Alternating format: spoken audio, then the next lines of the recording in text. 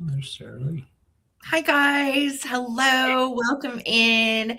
Happy March 1st. We made it to another month. So Yeah, there's that. We're celebrating the small glimmers this evening. It's March. yes. Hi, It's a guys. 12, it's going to be a long 12 months, but hey, two down, two down. Two down, 10 to go. Let's go. So happy March. Welcome in, friends. I see lots of familiar faces this evening. Thank you guys for being here to support small business. I am Sarah the Traveling Button. This is my adorable husband, David, otherwise known as Junk Drunk Mantiques. And together we are the Coleman Collective. And who is this, David? I'm Lemmy. Yes. No, that's not the way I talk. I'm Lemmy. I'm a fly fisher. Bye, guys. Okay, bye. Well, Lemmy is David's lemon doll that Judy Weisskopf made for us once upon a time. And Lemmy's been around, oh my gosh, about 5 years now, Yeah, right? Like, he's had a lot of outfit changes. He just picked up a really cool fly fishing hat at an estate sale. And today's March 1st, which, if you're a fly fisher, it's open season. that is true. This is the first day of fly fishing season for Woohoo! those to know and celebrate and enjoy fly fishermen. Yes, and women. Yes, yes, yes. Hello, friends. It is great to see everybody. How are you guys tonight? David and I have made it through another week, A weird week. almost barely. Um, so you guys remember we didn't have our sale Wednesday night because I fell down the stairs on Monday and I injured my tailbone when I fell. And I had rainbow, a cup of coffee, my water bottle, and my phone probably hanging off of some part of my body. Yeah. And I took a spill. It was like the last 4 or 5 stairs. And landed on my butt, injured my tailbone pretty good, couldn't move much Monday, Tuesday, Wednesday. Yeah. Started to feel a little bit better Thursday. And then Friday morning, I was like, this is the first day I felt like I can actually kind of move okay this week. Let's go to an estate sale. And I'm coming down the stairs Friday morning in my bell bottom jeans and barefoot. And if you would not believe it, I fell down the stairs again, twice. Twice I fell down the stairs this week. And we've lived here, March 10th will be 13 years that we've been here. And I've never fallen down my stairs or up my stairs. I've never fallen on my stairs. No, And I've fallen a few times up. Yeah. yeah, well, like you'll miss a stair or something I like do. that. Yeah. It's not like a fall, right? Oh my heck. So twice in 1 week. And then I realized after talking to a couple friends and after like really evaluating how I feel, oh yeah, I do have some liquid in my ears. And oh yeah, I do feel kind of a little dizzy. And I'm guessing that probably contributed to it. I don't know. I think I need to go to the doctor and get my inner ears checked. But yeah, twice in 1 week, stone cold sober. The second time I wasn't holding anything except my water bottle and my phone, which went flying. So, and yes, we did sage the house, Holly Parker. Yeah, we did. The house, all the upstairs, and I did count. We have exactly 13 steps, so whatever that is. And there are times where we're sitting down here in the living room and we'll hear something upstairs. And a lot of times I'll just be like, it's like creaky house, or maybe there's a squirrel or a magpie doing something up on the roof. No, this time it was like, as soon as she came down the stairs, it was like, is this house haunted? What's going on? And I'm like crying and I'm like, I think something's trying to kill me. I don't know. I was at the bottom of the stairs. Yes. Yeah, poor David picked up the pieces. And yeah, it's just been one of those weeks. So I did not get to go to the sales on Friday because I was home resting again after I bruised up the rest of my body. So David, though, rock star that he is, pursued on and hit some estate sales, hit some thrifts, and came home with some killer stuff. And I was like, wow, babe, wow. So yes, we live in the Hotel California, says Susan Jackson. Such a lovely place, such a lovely stay. Yes, such a lovely face, Susan. Um, yes, so I am staying seated per usual, and if I'm moving a little slow tonight or grunting from soreness, you know why. Yeah, Just don't bang your knee on your desk. All right. Brad said he fell 4 times this year. That makes me feel better, Brad. Uh, Yeah, yeah, and Karen Chase even said, yeah, our stairs are pretty steep. They just go straight down. There's not like 5 down and a little, yeah, landing. No, it just, but they're yeah. carpeted, so there's that. But oh my gosh, Yes, the stairs are steep and carpeted, and boy, did I take a tumble. So, anyway, I'm just glad to not have a broken bone tonight, frankly. It's yeah, been that kind of week. All 4 times you were outside. Oh, dude, I am sorry. Yeah, these stairs are clearly inside. And I was screaming all the way down them the second time. I fell from like the second to the top stair. So yeah. yep, feel a little sore. My tailbone does feel better though than it did. I was really moving slow like Monday through Wednesday. So feel a little better. I don't think anything's broken. We're good. So welcome, you guys. How has your week been? How has it been out and about? Anybody get to go pick anything good? I will say I feel like the estate sales are kind of starting to pick up some. And some of the prices are looking a little better. It just depends on the company, though. There's a couple companies that are just like to the moon. Right. Yeah, so we're hanging in there doing what we can to find you guys the cool stuff. And it's been a good week. I can't complain, minus the 2 falls down the stairs. So yeah, I know. I was like, well, I've got some good padding, so I kind of bounce. Nothing's broken, and apparently my bones are still tough, so we'll take it. Yeah. Welcome in, friends. Thank you guys all for hanging out. It's our regular Sunday night sale. You know what that means. Fresh. Whoop. Someone's at the front door. Whoop. Well, hold on. Apologies. I don't know who is at the front door at the moment. Let me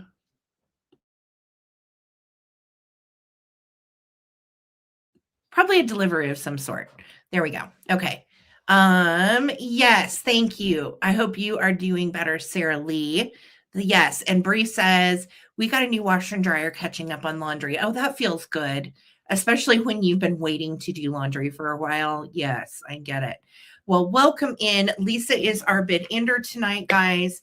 Lisa with the wrench. She says, welcome to the sale. Make sure everybody is in all messages, otherwise known as live chat. There is no just in case on the Coleman sale, so always throw out your best bids. And per usual, all sales are final, and we appreciate you supporting Small Business Weekly. We're here every Sunday night at 8 p.m. and every Wednesday night at 8 p.m. And we're hoping, my plan was to have a table sale this last Wednesday, and I literally couldn't sit in a chair. So, Well, and you don't want me to run a table sale. It'll be a shit show. well, 100%. no, I think you would do amazing. No, I can do the back end. If you want me to do a table show of fast paced describing stuff, it's going to be, it's going to be a mess. So I have full faith that you could do it, but we will plan. I think he would fuck. What? Dang, she said that she thinks that I would suck. That is not how it came through the camera, David. Oh, that's her tongue. Her tongue. She has a little bit of a lisp. I was like, what did you say, laptop? Yeah, oh my God. Okay. Suck. And you meant to say fuck. Okay. Babe, it came out real bad. Oh no. Bad laptop. Oh my. I'll get onto her later. Yeah. Sorry about that. Welcome. All right. So I'm going up. Yes, Lisa is our bid ender tonight. HP and the gang are backing her up. No, just in case on the Coleman sale, throw out your best bids, of course. If for some reason you're new, welcome. We love new peeps. Thank you. We have a really welcoming, happy community in the chat full of glee and joy, and I appreciate all of you for that. So if you're new, please go ahead and send us your real name, your address, so I can ship you your cool stuff, and your PayPal email to ttbsarahc@gmail.com. We invoice every Monday. So every Monday you will get an invoice, and that will combine anything you purchase Wednesday with Sunday. Good Lord. Anyway, we do have an eBay shop and a merch link in the description of the video and at the top of the chat. If you don't mind, we are trying to get to 100 thumbs up per usual on the broadcast. So if you would hit those thumbs as you're coming in, that is much appreciated. And any emoji you want to throw down on your phone, comments, everything counts as engagement in this algorithm. So all appreciated. Sarah Lee Coleman's here. Victoria is here with the wrench.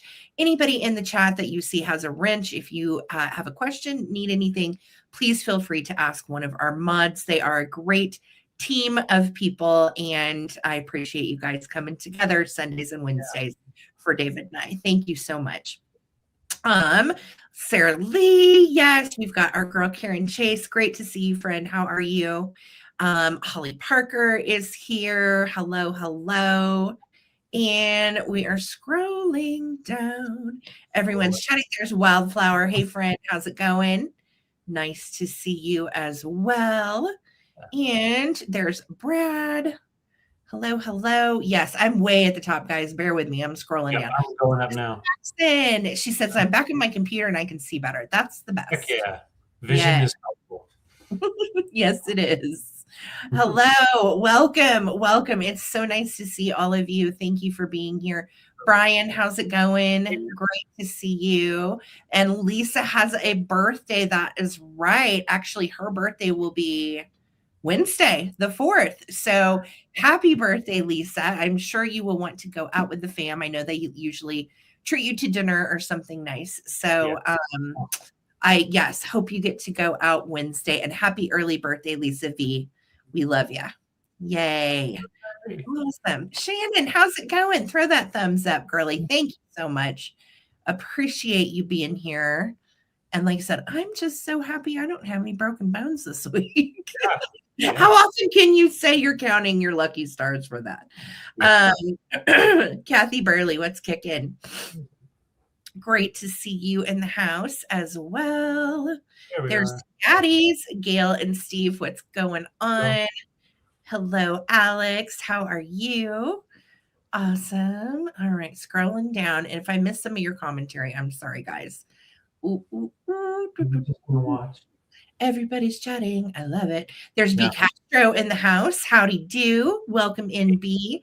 Hi, Trina and Wayne. It's good to see you. I know. I'm happy.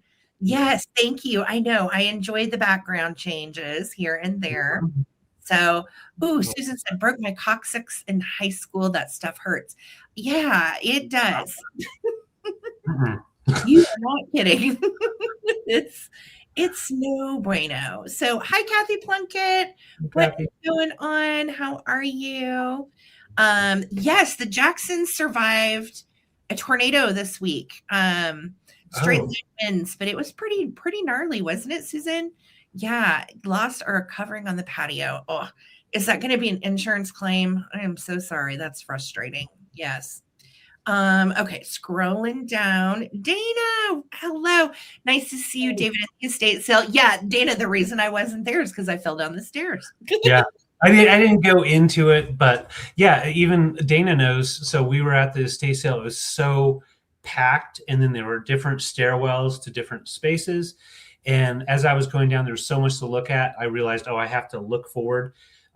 So yeah, that was one of those estate sales. You could easily fall downstairs just looking around and stuff. Yeah.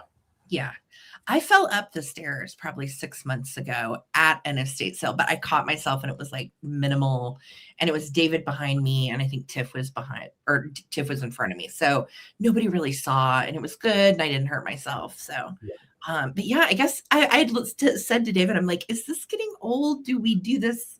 Is this falling thing a thing? Because what? Yeah. Guess so. Hi, Regina. How's it going? Good Yeah. to see you in the house. Enjoy. Yes.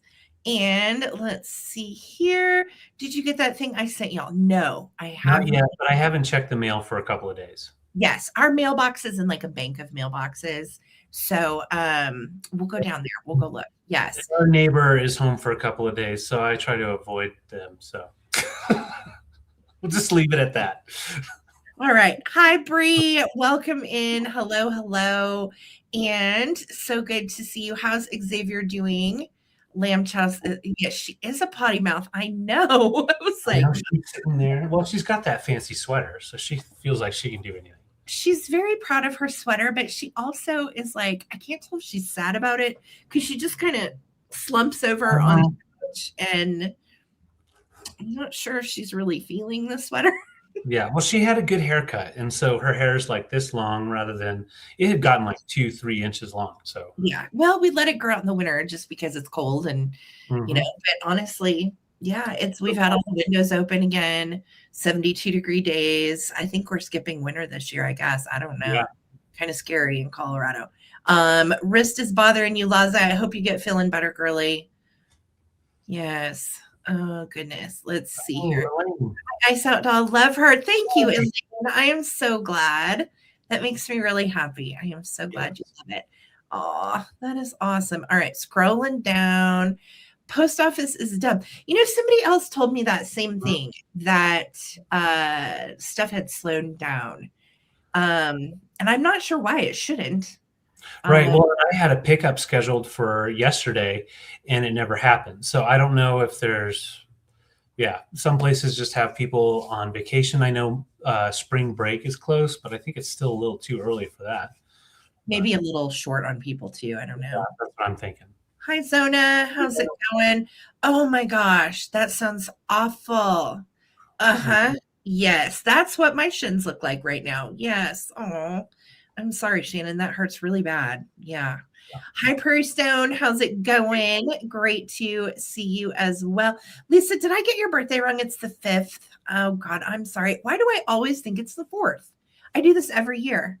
I could have sworn it's the 4th. Hi, Wishnik. Hello, hello. Well, wish Lisa a happy birthday, friends. Where's Vuvu? She should be here. I don't know. I think she's here. I texted her earlier. I hope she's okay. I don't know. Ask her. Oh, that's good, Bree. And happy anniversary. I know you guys had a nice anniversary. Holding 2 coffees. Yeah, the first time I fell, I was covered in coffee. It was awesome. Yeah. I know. Don't put away your winter clothes, Zona. It's confusing and weird this year. So took 3 weeks off live sales to get caught up on everything. Still unpacking too. Oh, that's awesome. Sometimes that's what it takes. Sometimes you have to get caught up or take over the house. Yeah. So if you are, again, brand new, welcome in. If you have any questions about how this works, please don't hesitate to ask. We're a friendly bunch. There's no bad questions, and we welcome you all in. And really, thank you for supporting small business and spending your Sunday with us. So let's see. We've got a bunch of fun stuff. We have an eclectic mix. I have a little bit of antiques, mainly 50s vintage tonight, and kitsch and toys. So yay, it's going to be a fun one. Yeah, I've got a lot of toys too. Mantiques, just so much fun stuff. Yeah.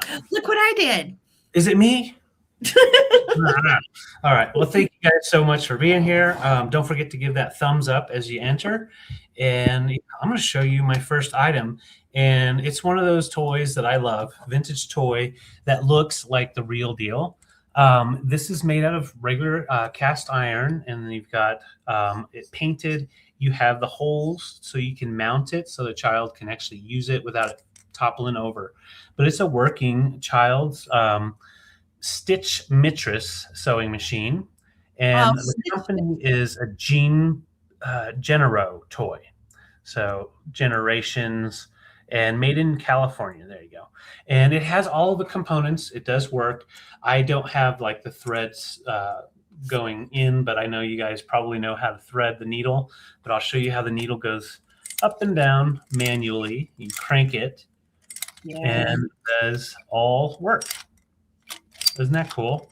Yes. I think it's so cool that kids were in the 40s, and of course before that, were playing with household, utilitarian type of items as toys, and they actually stitched stuff. Work kind of like the easy bake oven, but they're actually Oh yeah. yeah, this was made clothes. for girls, and it was to make sure that they learned how to sew, and Right. that was a very valuable skill that most young girls learned from their mothers. So, Right.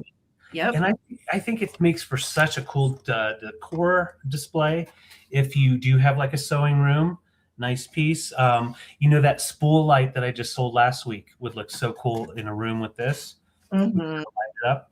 But you can also use it like as for miniatures in a display. So you put your like little minis all around them. I don't have any mice right now, but I've got like my little elephant, and you can kind of just stack stuff around it, have some fun with it. Or you can actually let the kiddos play with it and really learn how to sew.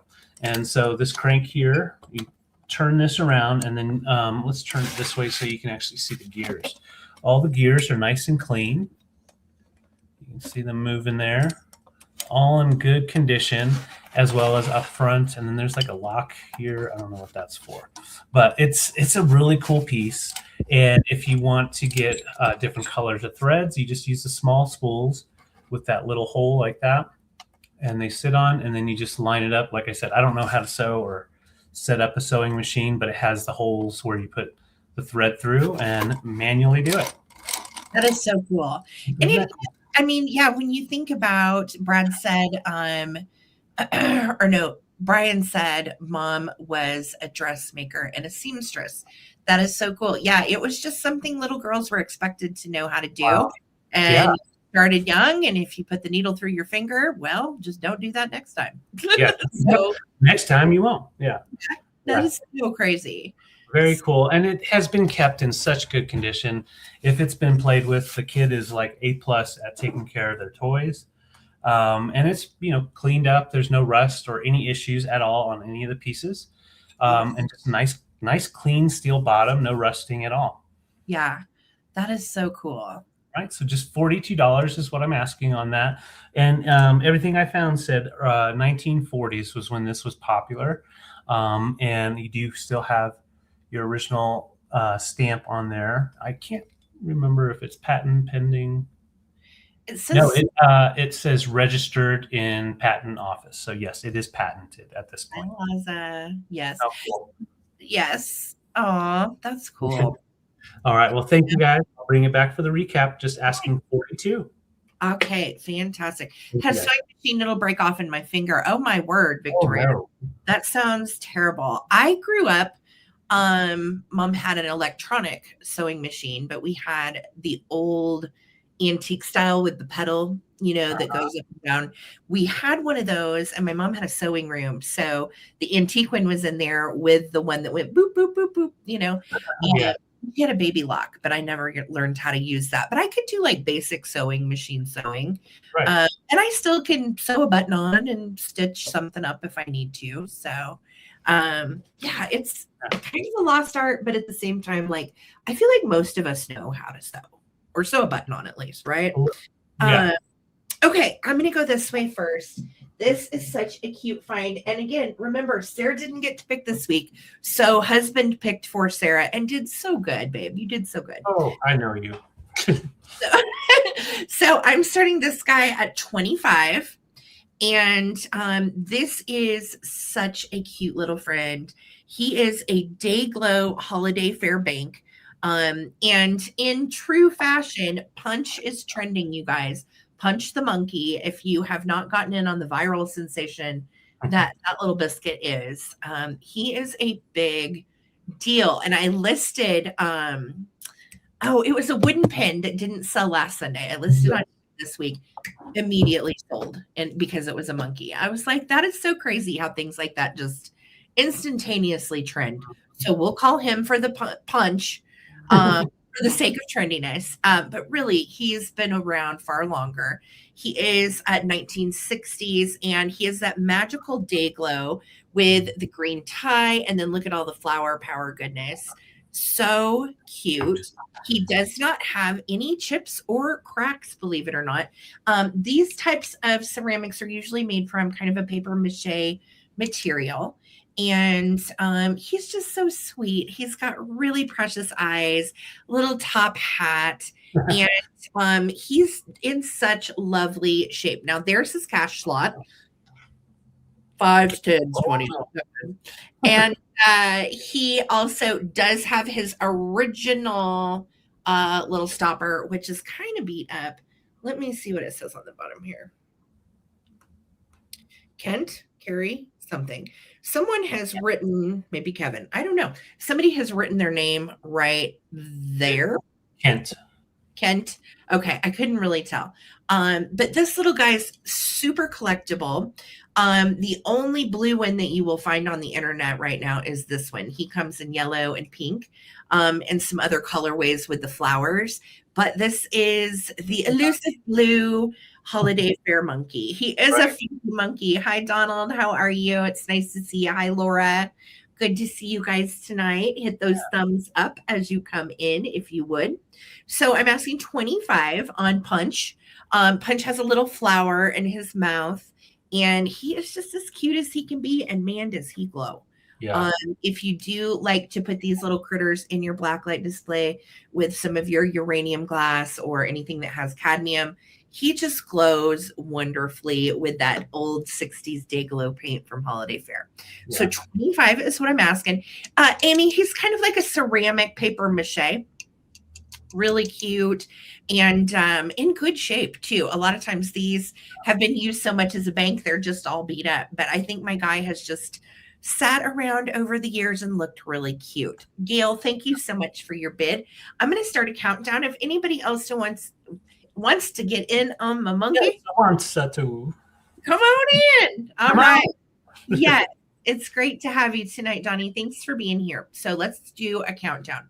15, 14, 13, 12, 11, 10, 9, 8, 7, 6, 5, 4, 3, 2, 1. And we're looking for the bid end. Cool. Thank you, guys. I know the tie is really cute, isn't it? It's happening. He is happening. His little hands are down here. I feel like he's a comedian. I'll tell the jokes, David. Just really fun. Yes. There is the bid in from Lisa. Thank you so much, Lisa. Okay, Gail Gaddy, congratulations. Coming to you for 25. So fun.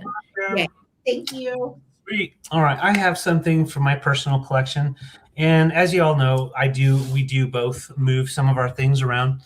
It just depends on how much we just have to keep it. So this is one of those cameras that I have had about 3 years, maybe a few more than that in my display up here, and absolutely loved it.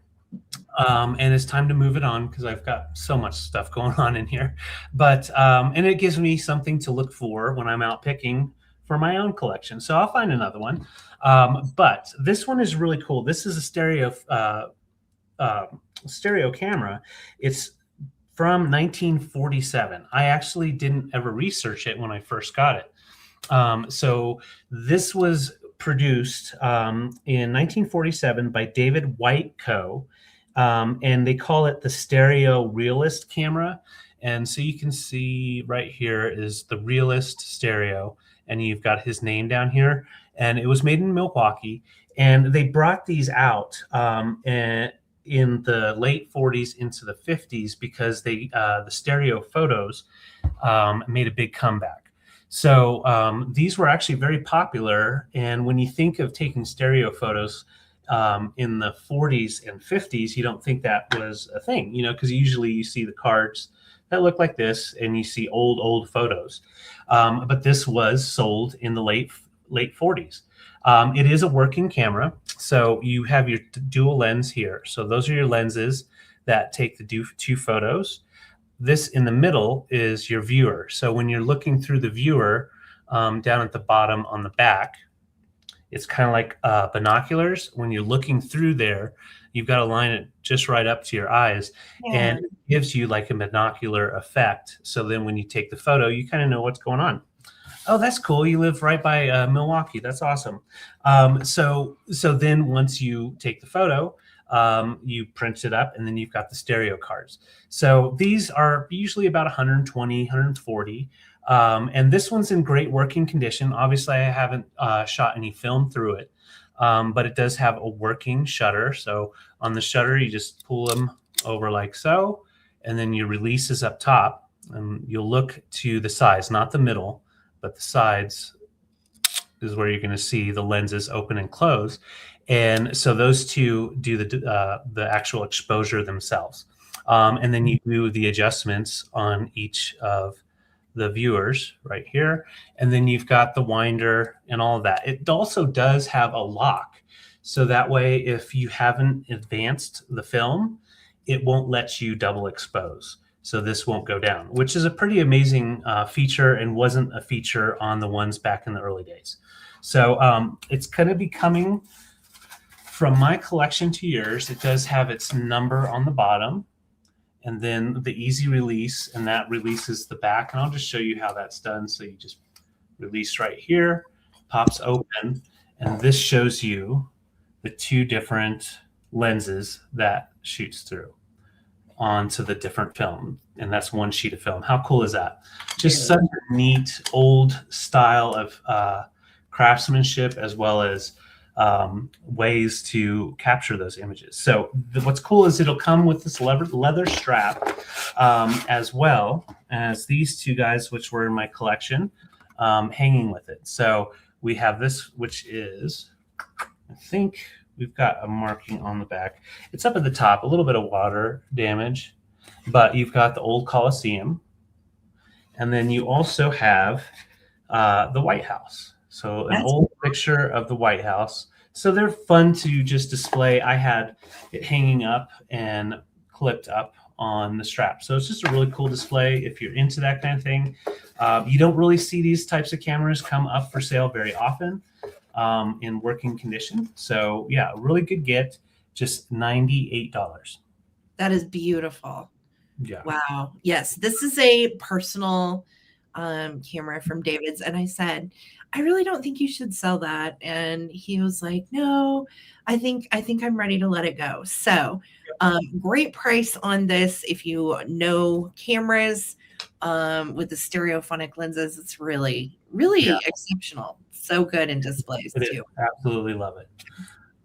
All right. Thank you guys. I'll set it to the side. And I will bring it back for the recap too.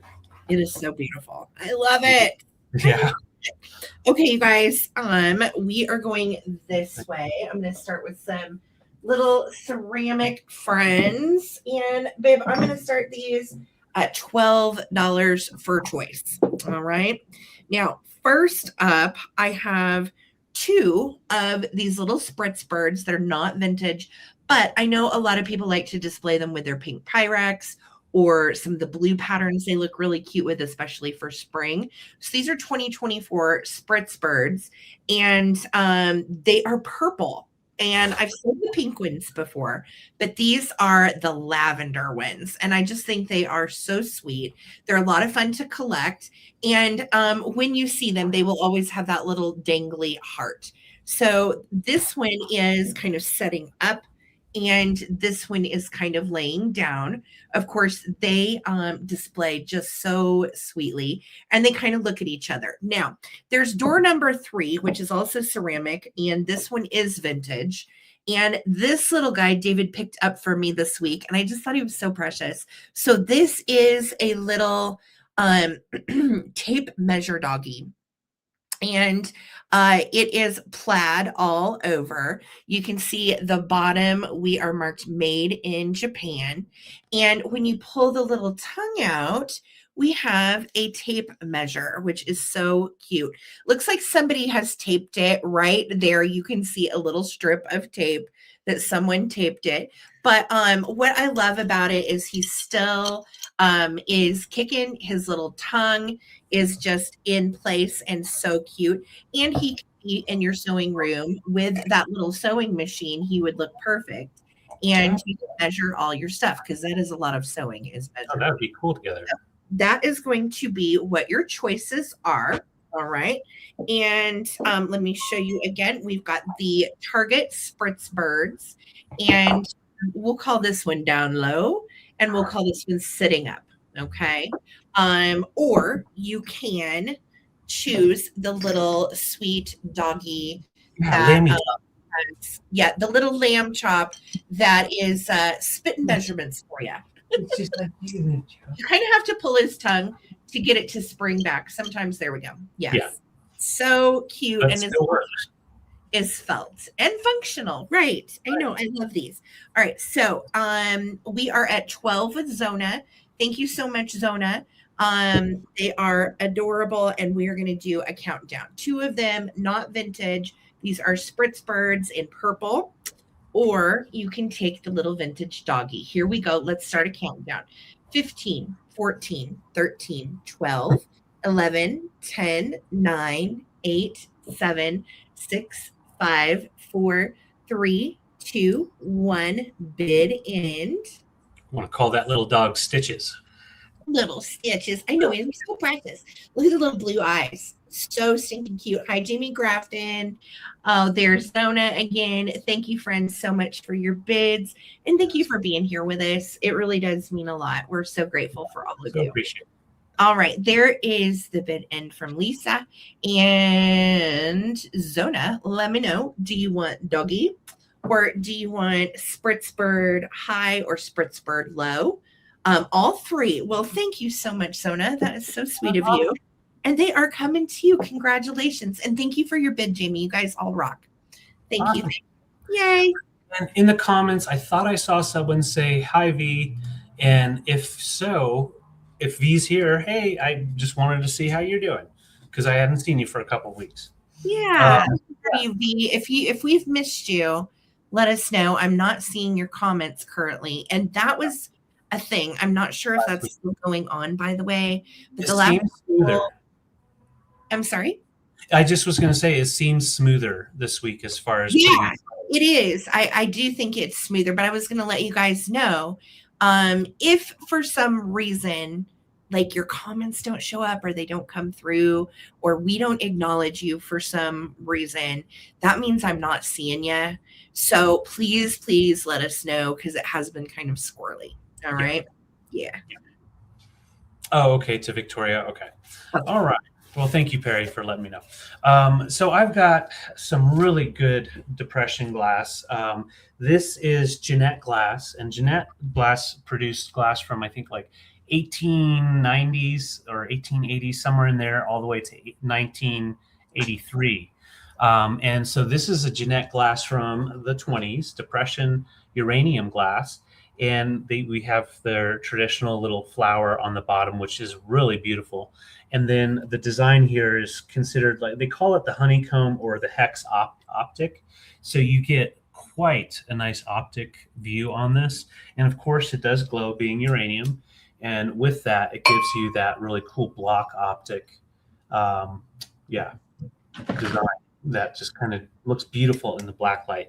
And there's no damage to it. You'll see some bubbles and some imperfections, but that's just depression glass. Like, that's not a crack. That's just like a hairline, or a hair that made that like swoop. So it's about a 6-inch pitcher, nice handle on it. And it's coming with a glass that I grabbed that was along with it at the estate sale. And I believe they probably had these together. This is also Jeanette Glass, and it's the, what do they call it? I wrote it down. The cube pattern in the tumbler, and it's about a 4-inch tumbler. And so you get like almost like Cubert, you get a little bit of that kind of 80s pattern in there, but this is from the 20s and 30s. So I believe they look great together, first of all. But if you have a glowy glass collection, have both Jeanette Glass pieces in your display, or use them together for sure. Obviously, you don't want to drink out of them, but really nice display pieces and no damage to them at all.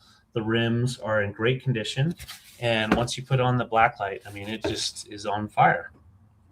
I love it. I love it. Just Oh, beautiful. nice. Mm-hmm. Yeah, they So, really do glow. Those are gorgeous. I think too, when you have that like panel optic look, it almost feels like a hammered kind of a yeah, hammer effect, doesn't it? I mean, it does. clearly hammer glass, but it's the same effect that you get Mm-hmm. with it. Yes. I And love it. it's a great price, and they're in excellent condition. No sickness to the glass, no haziness. So they're in excellent condition. And you usually don't find the Jeanette glass very often. At least we haven't. Usually we find like the Hazel Atlas, which are great pieces. Yes, These are definitely well known for the base, that really cool floral pattern. that's so Um, pretty on the bottom. yeah, Yeah. and it shines through. Oh my gosh. Oh, look at that. Yeah, very nice glowy glass. Just Love it. $54 for both pieces coming together. Okay, All right. those are so good. That's a great deal too. Great. If you are a depression glass collector or a glowy glass lover, yes, so nice. All right. Thank you guys. I will set it to the side. If you have lemons, you can make lemonade, and it looks nice in When there. life gives you lemons, you get out your uranium depression glass and Yeah, you turn your frown upside down and you make that's right. Make it interesting. that's right. Thank you Thank so much, Holly Parker. Excellent reminder. 80 people watching. Go ahead and hit that thumbs up, guys. We are trying to get to 100 thumbs up tonight on the broadcast. Yes. And it is my turn. Mhm. All right. So we're going to do some more choice of toys. And this time it's going to be toys for $14. All right. And they're all so cute. And again, I'm so grateful that, I have a husband that knows what I like to sell and what to pick when I am unable to pick myself. So I can take no credit for the finds this week. This is all my Dave. Oh, my Mr. David. Thank you, baby. Take some credit. Okay, so these plushies are precious. I'm going to start right here.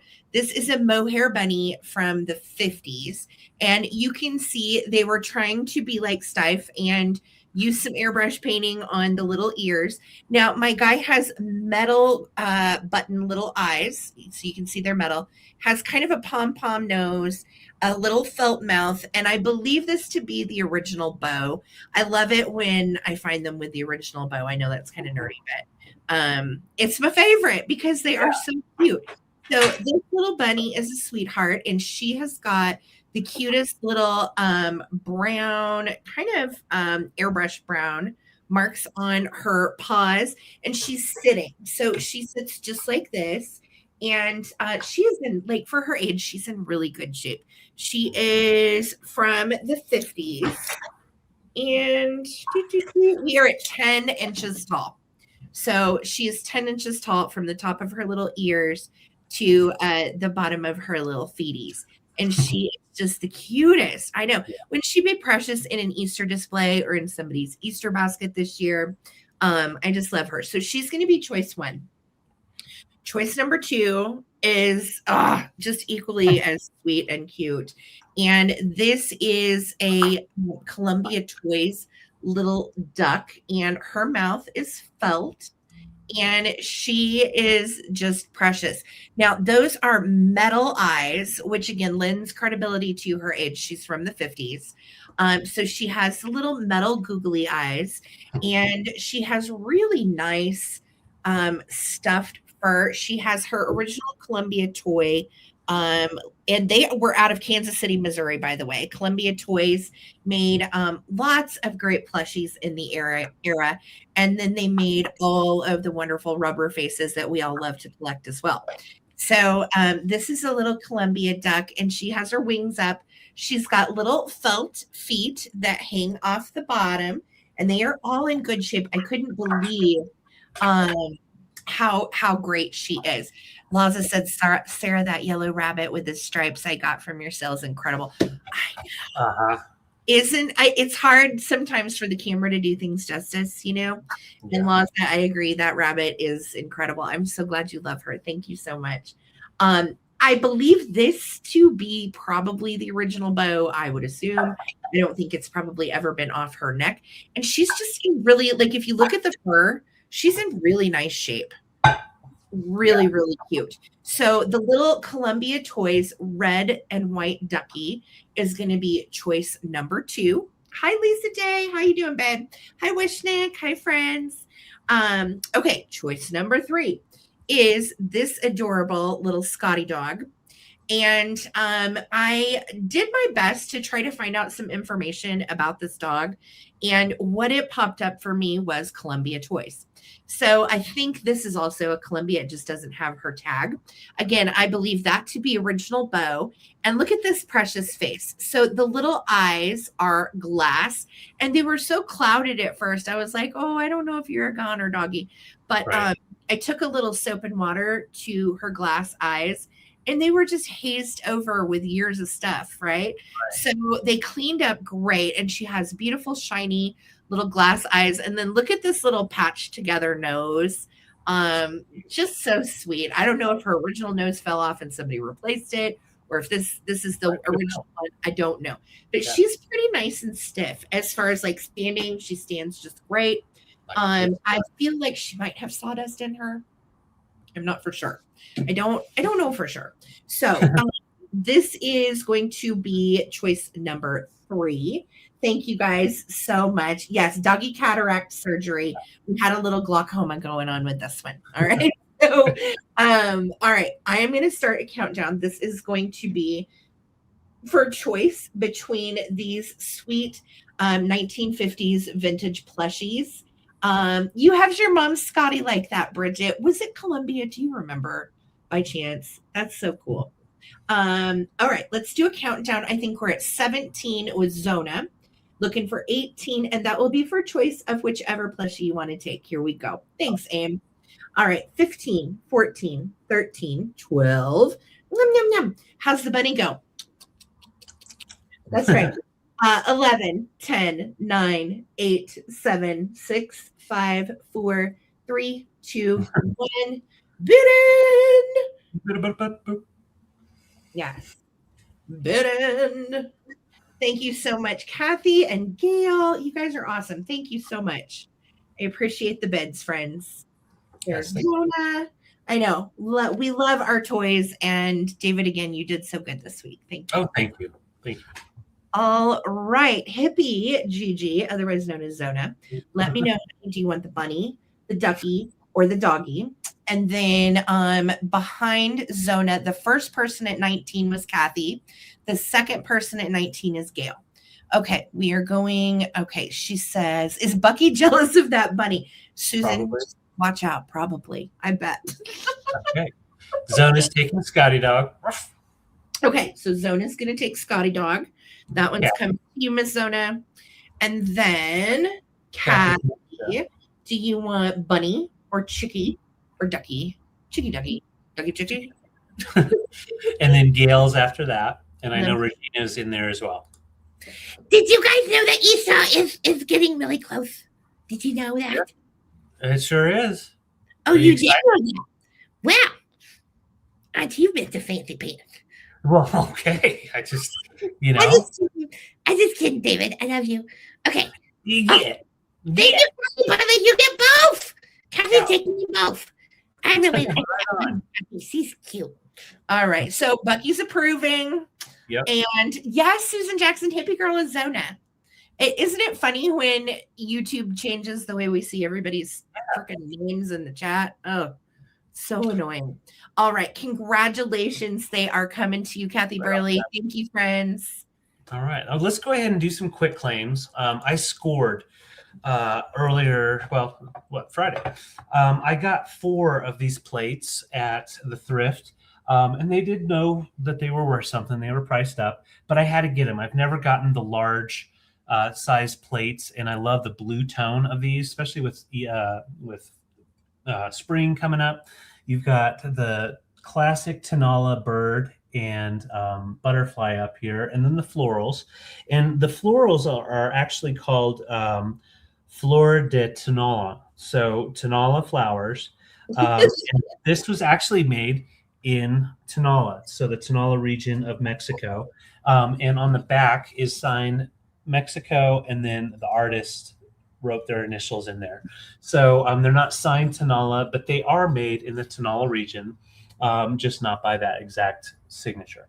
So there is mild crazing on all of them, but no damage. So you can see the crazing. That's pretty typical of the stoneware, especially with the lavender blue, or they call it steel blue as well, mixed with that cobalt blue. So I have 4 of these available.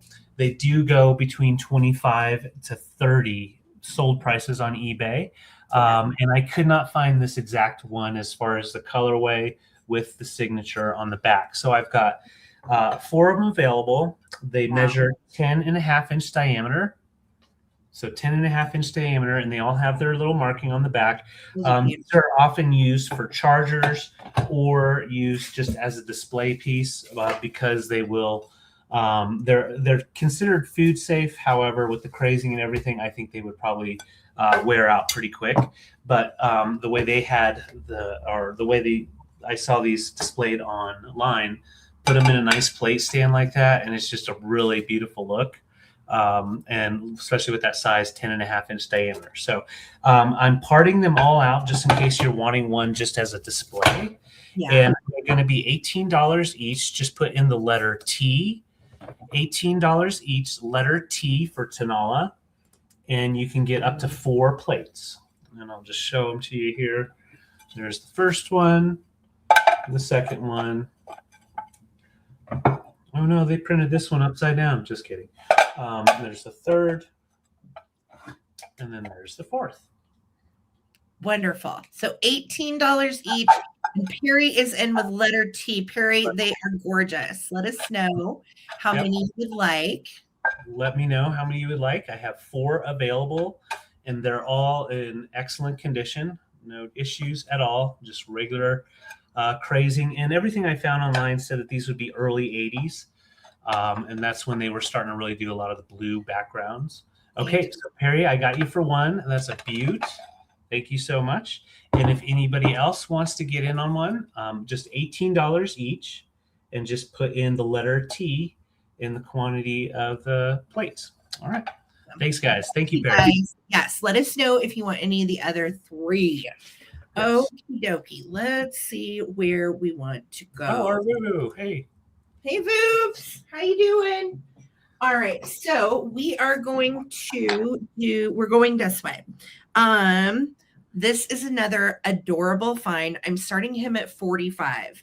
And this guy is really, really cool. He is very old. He dates to the 1950s, and he was put out by Terry Toons, which, if you remember Mighty Mouse back in the day, and I don't remember him, but I remember like the reruns from the 50s that I would see in the 80s. And Mighty Mouse was on his way to save the day, and this particular toy is a squeak Mighty Mouse. Now, you will find lots of other squeaky Mighty Mouse on the internet. Mine works and has the original cape, which is very hard to find. All of the other ones you'll find elsewhere don't have their cape. My guy does. So he goes for 50 and up, which is why I'm starting him at 45. He's in pretty darn good shape. Now, you could touch his nose up a little bit if you wanted to with some black paint, but I prefer to leave stuff, if I can, in its original condition. And the original metal squeaker, which is amazing.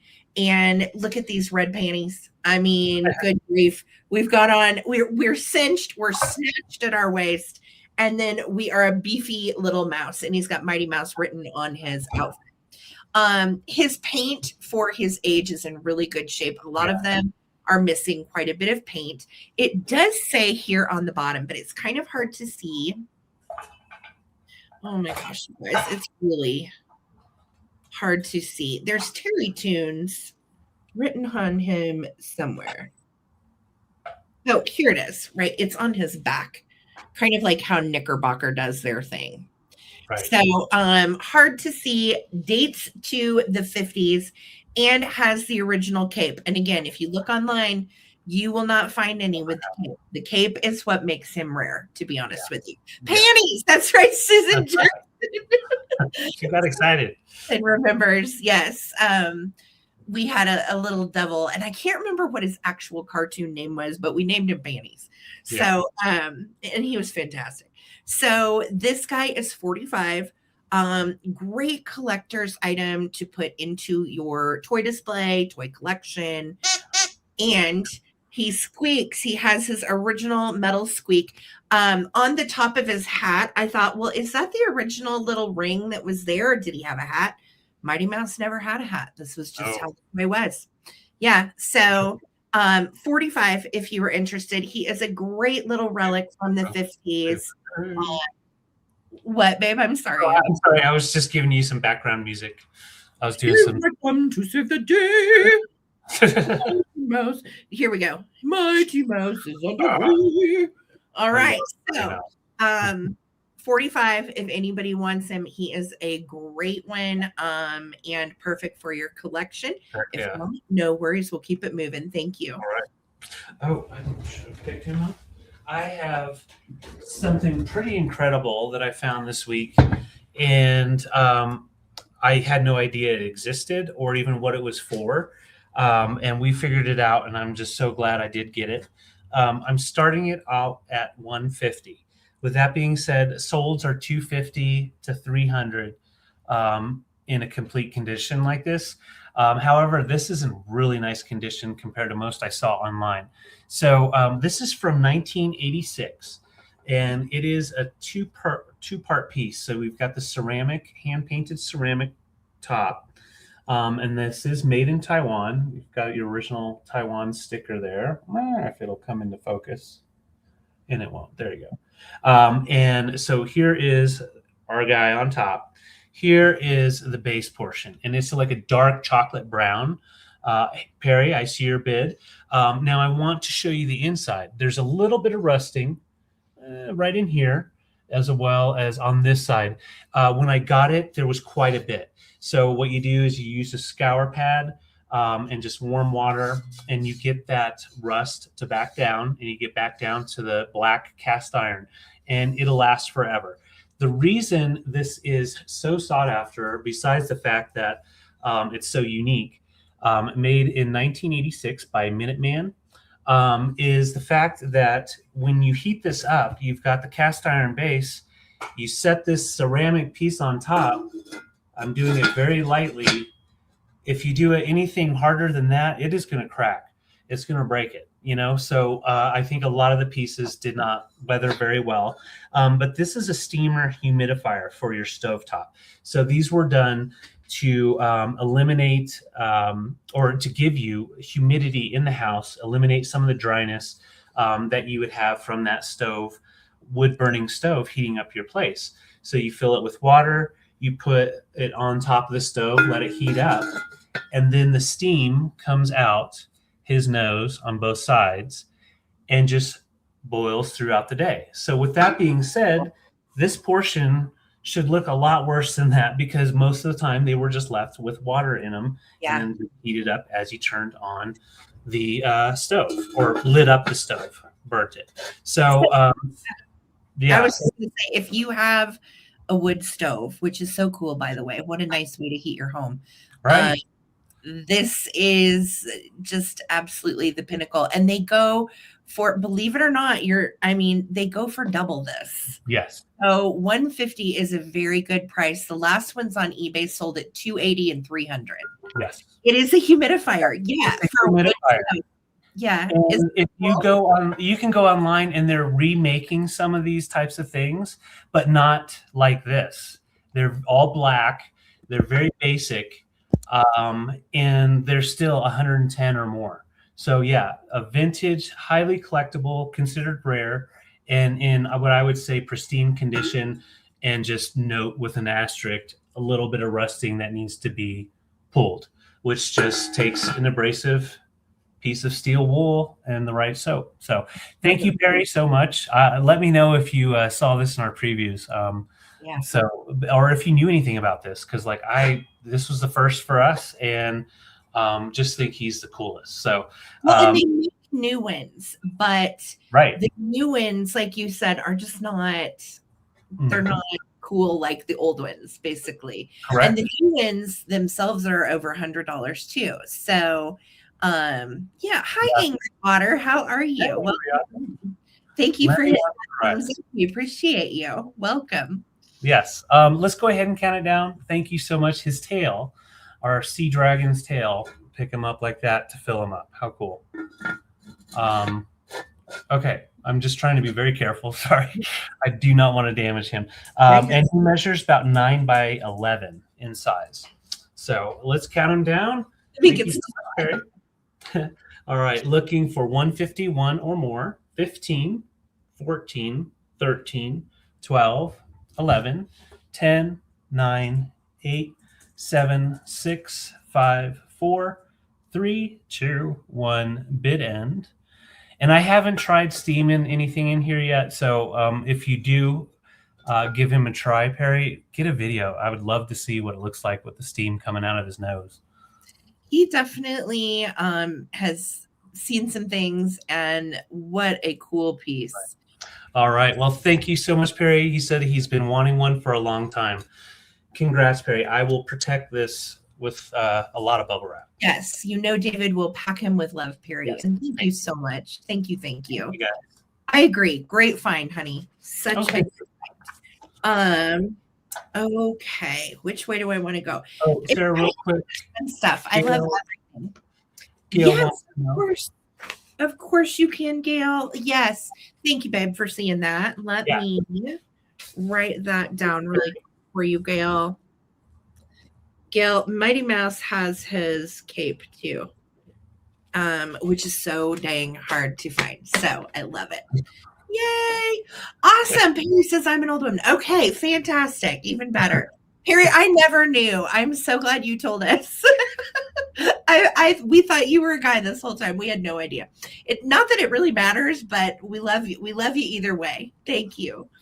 Girl, I'm a little old woman inside too. Like I want to cuddle up with a little quilt and watch all the girls. Yeah, he really is. I love it. It's why we get along so well. Okay, y'all. Boop, boop, boop. Let me show you. Okay, so I got a little crafty this week, and I had to consult with some of my crafty friends on this too, because I was like, I don't know what I want to do with this. And we finally figured it out today. So I am doing choice on these items for $15. Okay. And this is my craft. I told you guys I was going to be getting crafty on the upcycle tip. So here we go. I found this. Well, actually, David found it and sent me a picture from the store and said, Sarah, do you want this? And I said, yes, please get it so I can craft it into something. Yeah. So I did. So here's what I did. The inside was completely open and there was a hole right here. So we put a flower frog, an old one, a vintage flower frog inside, and then some cardboard to keep it flat on the bottom because it was open. And then I sealed it with a cute little piece of vintage fabric that matches. And it has a flower frog inside to put whatever you want in it. Now, I will send it with the little anthropomorphic piece of art. It is a little flower. And for the life of me, I bought this little art piece off of someone about 10 years ago on Instagram. So forgive me, I cannot remember the name of the artist. But she did a bunch of reprints. She didn't do the art herself, clearly. They were reprints of old vintage prints. But how cute is that little anthropomorphic sunflower? And I thought the yellow and green really matched this egg well. Now, the egg itself has a really great kind of texture all over it. It's that really nice like splatter glaze, but then it has a drip glaze of pink of green and yellow all the way around. And it has like a nice shiny yellow on the inside. So really pretty. And the nice thing is if you're like, I don't really want to put ephemera inside that, that's okay. You can take it out.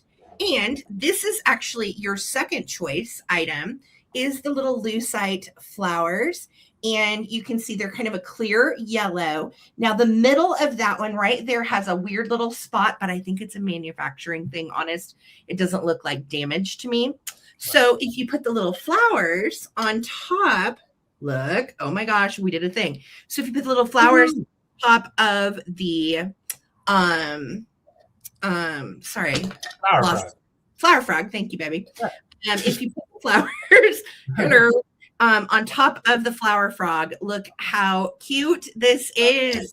So it's either a riser for a figurine you want to put inside, or you can definitely put a little ephemera antique postcard, whatever you're thinking. So, you know, when I'm thinking about crafty things too to upcycle, if you're like me, I'm always wanting to come up with kind of a new way to display something or something fresh that I didn't do the year before.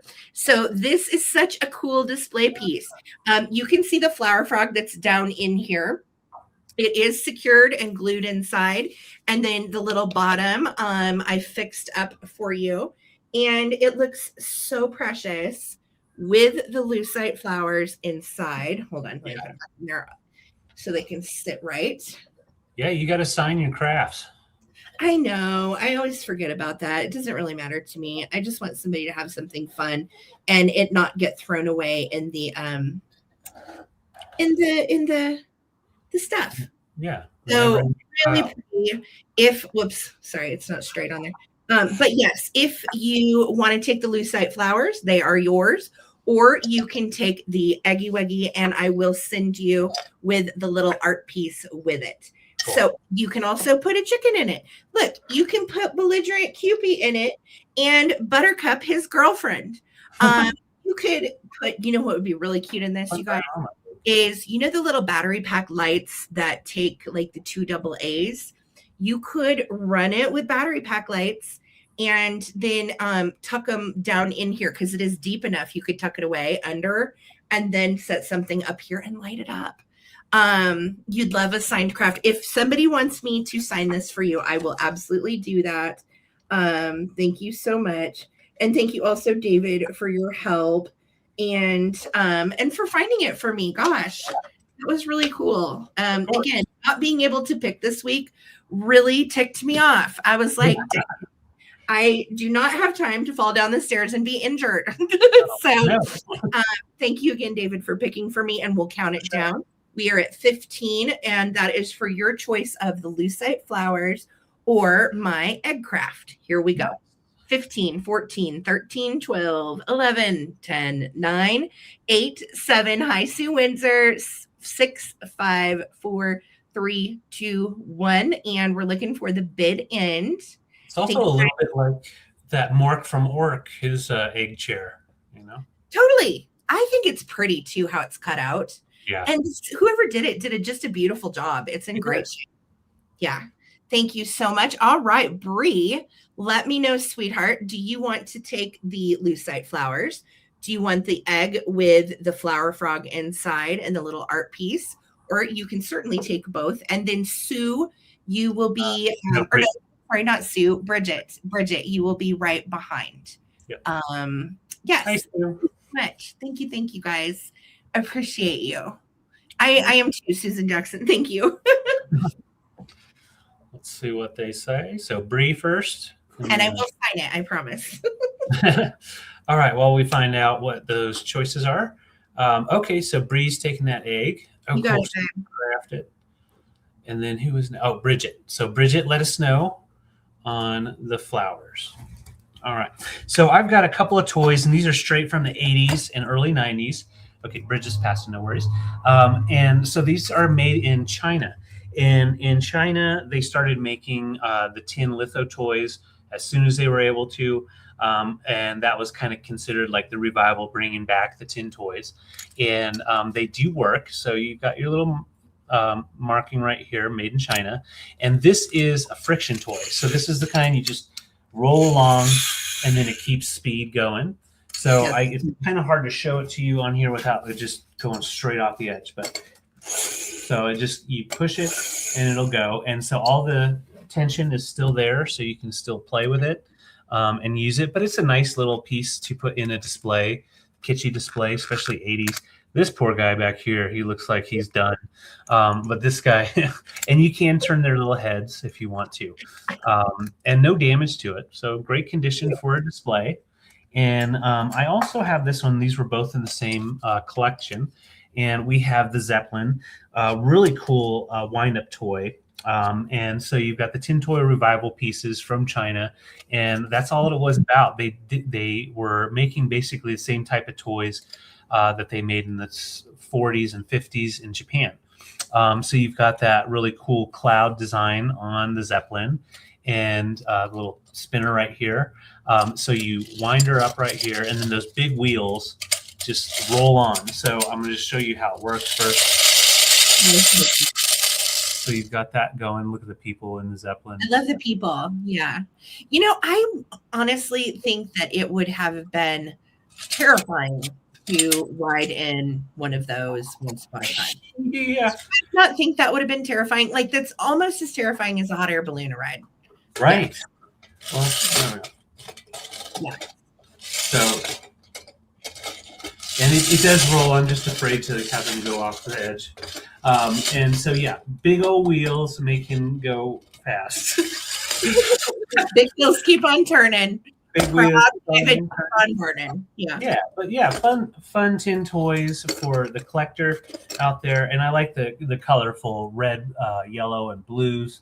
Very, very kitschy, great for spring into the summer.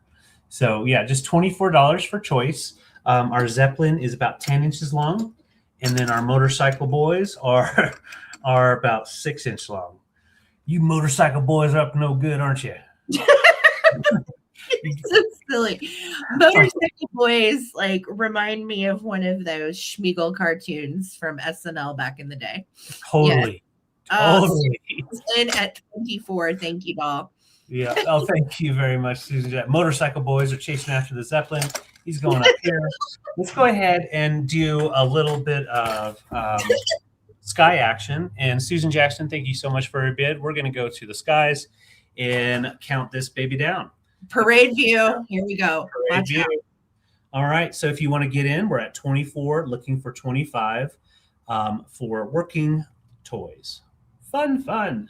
All right. 15, 14, 13, 12, 11, 10, 9, 8, 7. Oh, it caught on fire. No, not really. 7, 6, 5, 4. Oh, no. Motorcycle boys. 3, 2, 1. Bid in. Vroom, vroom, vroom, vroom. Oh no. David is having far too much fun here. Watch out. Oh my God. You are killing me. Yes, I miss Phil. Phil would have loved this, you guys. Yeah. All right. There is our bid end. Thank you so much, Susan Jackson. Let me know if you want to be in the air or if you want motorcycle boys to come take care of you. Yeah, no Hindenburg. No. But don't you guys think that having ridden in a Zeppelin would be terrifying? Just get out there. I personally am afraid of heights, so no, never. Okay, Susan, thank you so much. Yeah, just message me and I'll get you taken care of. Thank you. For the bid in, Lisa. Thank you, guys. Okay. Where's they're going now? Let's take a look. Well, I have to do this little guy. This is probably my favorite item I'm bringing, and I'm going to be really honest. I really didn't want to sell this because I love it, but at the same time, she needs to find a home, and I have far too much stuff, and this is what I do.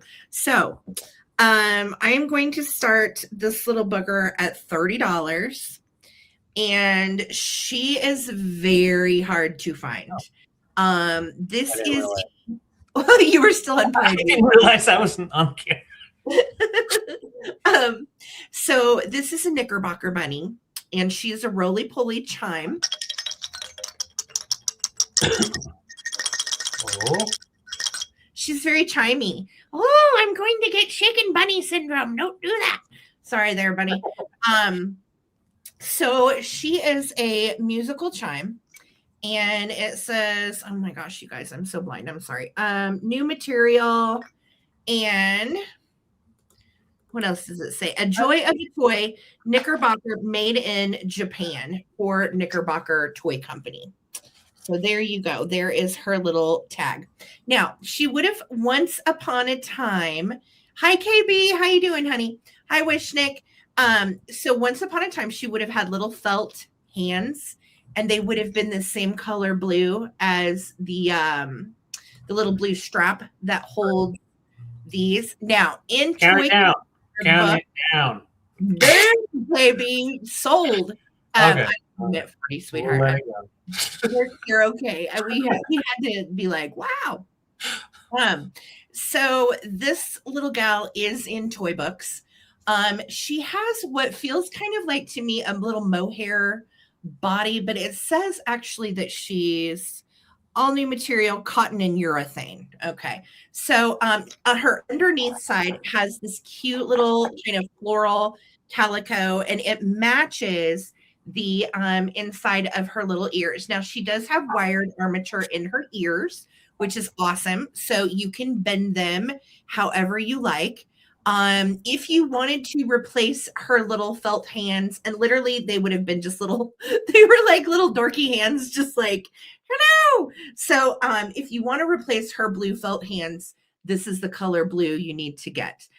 Her face, though, can we just talk about how pristine it is? And she's got her little classic Knickerbocker yellow yarn hair, very telltale sign that she's Knickerbocker. And look at her little lips. Are they just, oh, she is the cutest thing I've ever seen. And it's painful to let her go because I really want to keep her in my collection, but I have no business. All right. So I'm going to tell you height to the top of her little ear is like 7.5. And the width of her little chunky bod is about 4 inches. So she is right there. I'm going to start a countdown. Thank you, friends, so much for the bids. I love her. I'm glad you guys love her as much as I do. It's painful to get rid of her, but can we talk about these felt daisies for goodness sakes? Oh, she's so good. She's so cute. Okay. So we are at 50, looking for 51. Thank you, friends, so much for the bids. Here we go. Very, very rare. And these go for 50 and up elsewhere. So very rare. Here we go. 15, 14, 13. Quit shaking me, lady. 12, 11, 10, 9, 8, 7, 6, 5, 4, 3, 2, 1. Bid end. Do I have consent to give you a kiss? Yes, you do. That's very important, Bucky. Yes, I learned that, David. Thank you very much. Okay. God. So Bucky thinks she's sweet. And, you know, kid, you're going to go places. You are a nice little bunny. And I can pat her on her head. See, they're so nice. I love Bunny. Thank you, Lisa girl. All right. Oh, my God, you guys. I just saw the bids. Yeah, it went crazy. Right on. Oh my stars, y'all. Thank you guys for all the bids. Thank you. Okay, Bree, she is coming to you, honey. Thank you so much. Thank you, thank you, thank you. And everybody else that bid, Susan and Wishnick and all of you guys, thank you so much for the bids. KB, all of you, and Bree, she is coming to you. Congratulations, sweetheart. Yeah. She is really hard to find. I'll probably never come across another one. So I'm glad to know that one of my people has her. We'll find you if we want it. No, I'm kidding. I'm just kidding, Bree. Just kidding. Okay, so I've got one of those finds that we didn't even see in the previews. It was on the table. And when I walked by, I did a double take. And okay, so it was laying on the table with these like kind of over like this. So this is a tie rack made in the 40s out of copper. So you've got a nice metal copper piece, and then you've got these little whiskers. The whiskers are actually on a little hinge, and they pivot out for the ties to just hang on. Now, if you don't want to do ties, you can obviously do scarves on it, which would look awesome. And you can see there's wear here, and I think that's just from years of putting ties on, taking them off, washing it off, that type of thing. So if you're crafty, you could definitely add a little bit of his nose and mouth back. but you get the gist, especially once you have it displayed, hung up on the wall.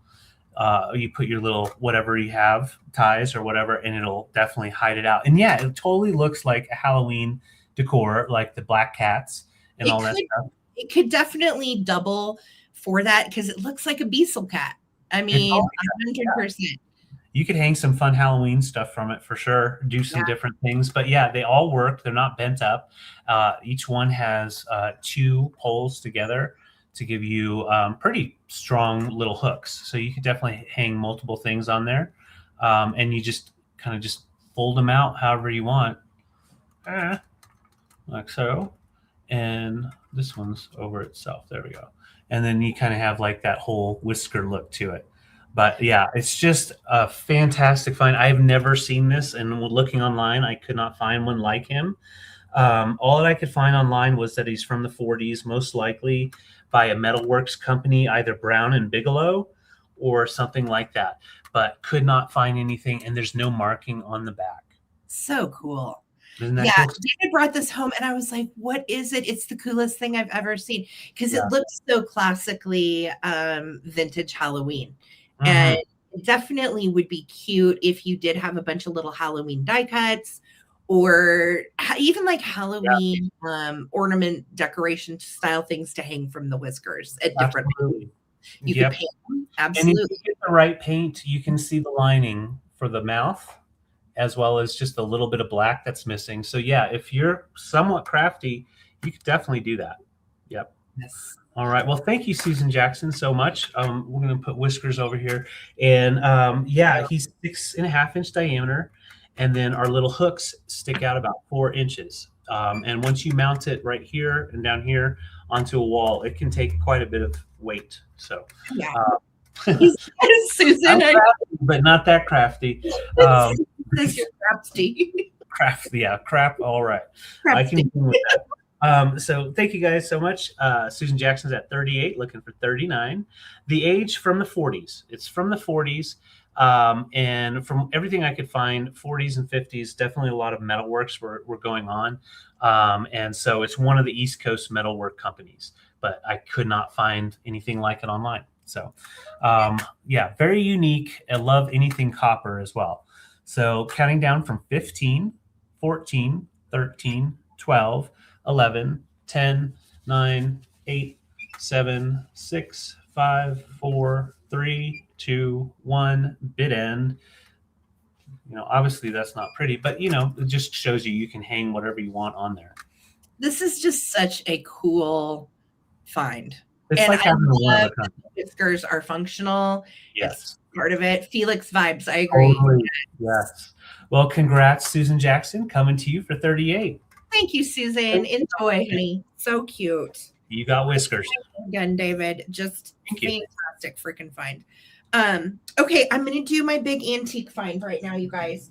And this. Oh yes, I will send that to Laza. That is so sweet. Laza, it's coming out to you. Congrats. That is awesome. That is so awesome. Phil would be so proud. Thank you. Thank you. You guys are awesome. Okay. So that being said, I'm starting this at 85 and this is all going to come together. This is an antique album that is almost 175 years old. This dates from the 1850s to the 1880s. Thank you, Susan. And holy cow, I was just so excited when David brought this home. So I'm going to show it to you up close. It has this beautiful little wreath motif, and it's brass and pebble grain leather. You can see you've got gold gilding on the pages. You got a little bit right there on the corner that you've lost some gold. But again, considering the age, it's in pretty darn good shape. And then these little clasps are real brass as well. And then the whole edging on this album as well is real brass. Now, the best part about it is not only is it chock full of antique photos, but some of them are tintypes, which is why I'm asking more for this. This same one sold for over 200 with some French photos in it. And let me show you. So when I open the clasps, they are still nice and stiff. They will fold up. And then on each clasp, it says, I think it was hard to see you guys, but I think it's 10%. Yes, it says 10%. What would that mean? Was that the quality of brass? I never went down that rabbit hole. Honestly, I don't know, because I know some brass is mixed metals. Yeah.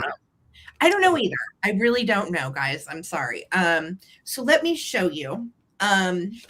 Here's one of the 10 types that is loose.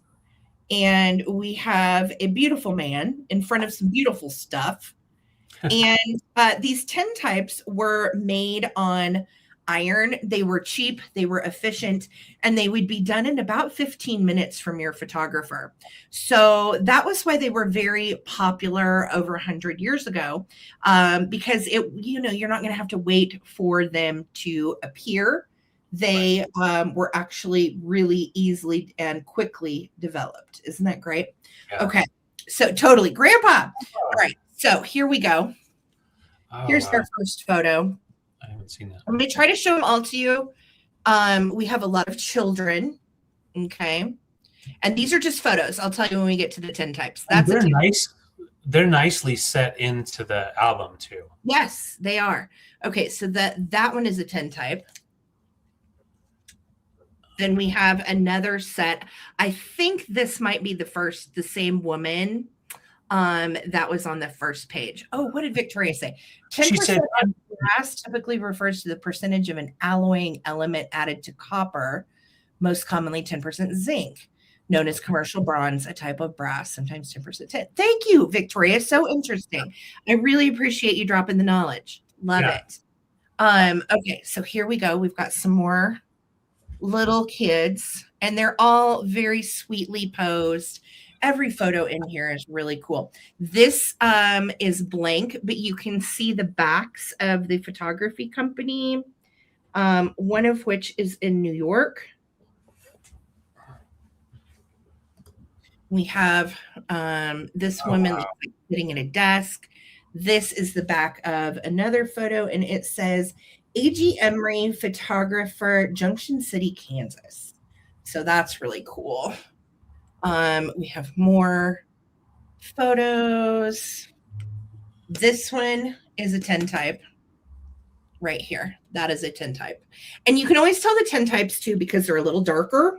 Yeah. And they'll a lot of times have that black edging around them. See, from like a regular photo, you can certainly tell the difference, right? Yeah. And they're shinier, of course, because they're metal.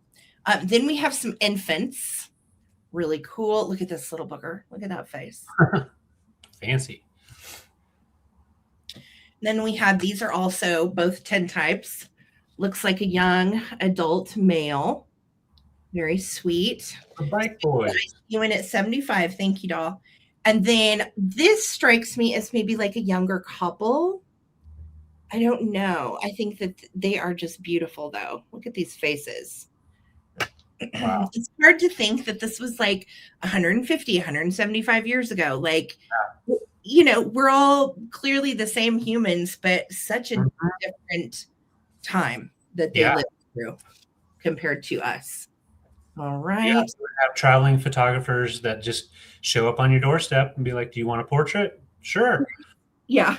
Here's Nana and Pop Pop, pretty sure. Yeah. Isn't that sweet? So sweet.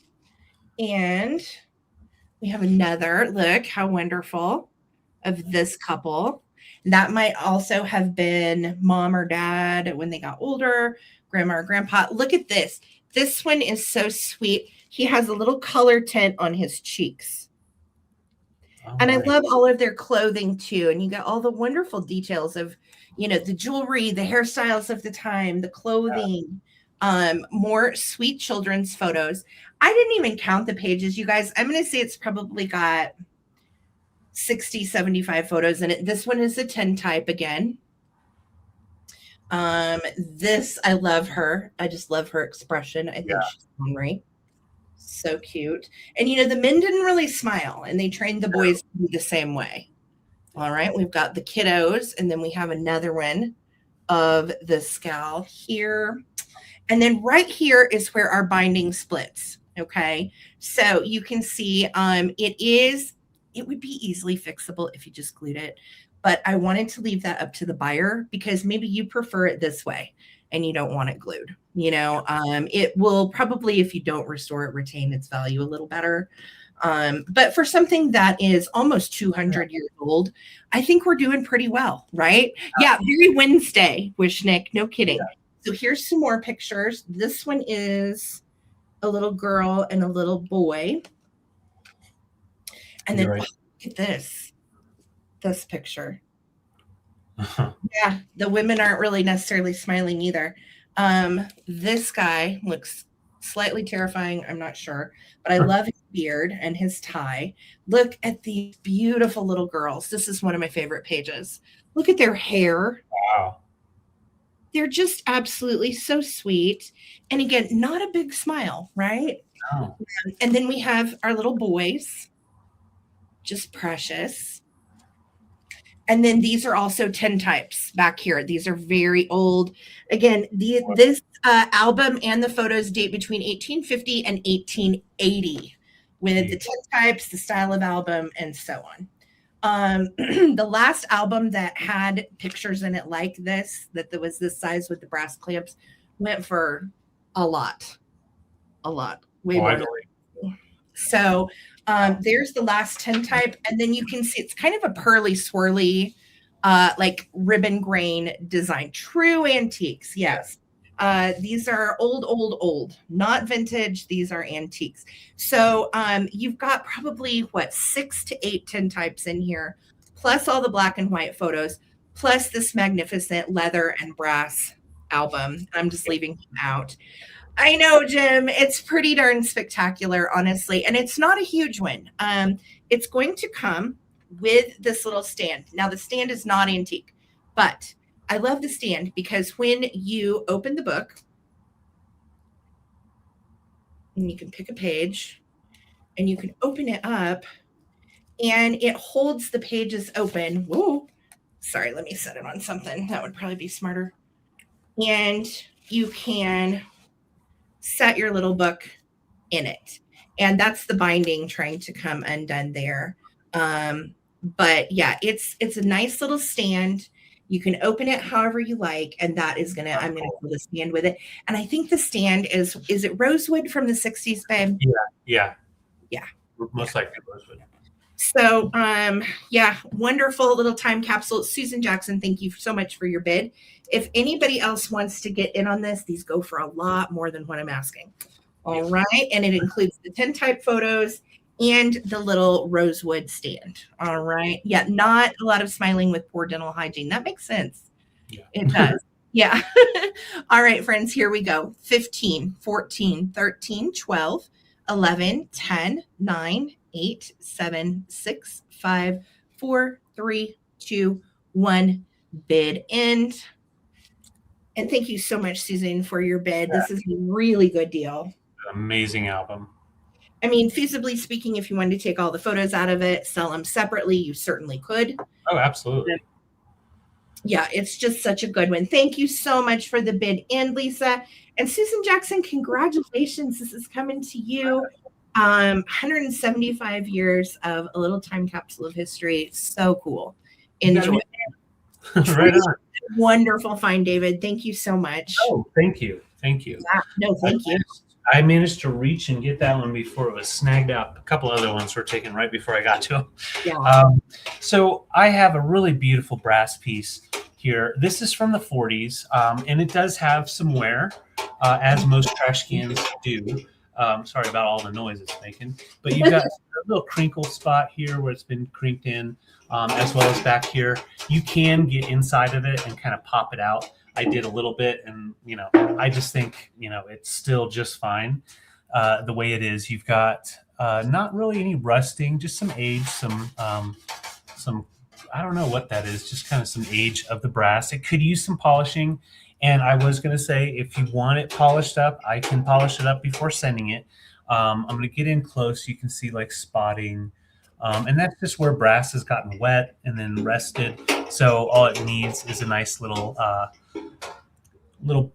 polishing to get that to kind of blend in a little bit better. On the inside of it, you do have a little bit of greening. There you go. You can see it right there. I'll clean that out. It's just yeah. You need his YouTube name, or is mine? Yours is fine, Susan. And then on each side, you've got the handles with the mounted lion face on it. Hammered brass all the way around. These are actually going for about 45 to 60 on eBay right now. And if I polished it up, it would definitely look much newer, but I like the old patina. It shows the age, it shows the history it had. So it is a very usable desk or even a bathroom trash can. It measures about 12.5 inches tall. And it has that nice oval shape with the little vent up top so you don't smell the trash. I don't know. But it's cool. It's just a really cool hammered brass piece, and just asking $28. That is beautiful. Yeah, great umbrella holder.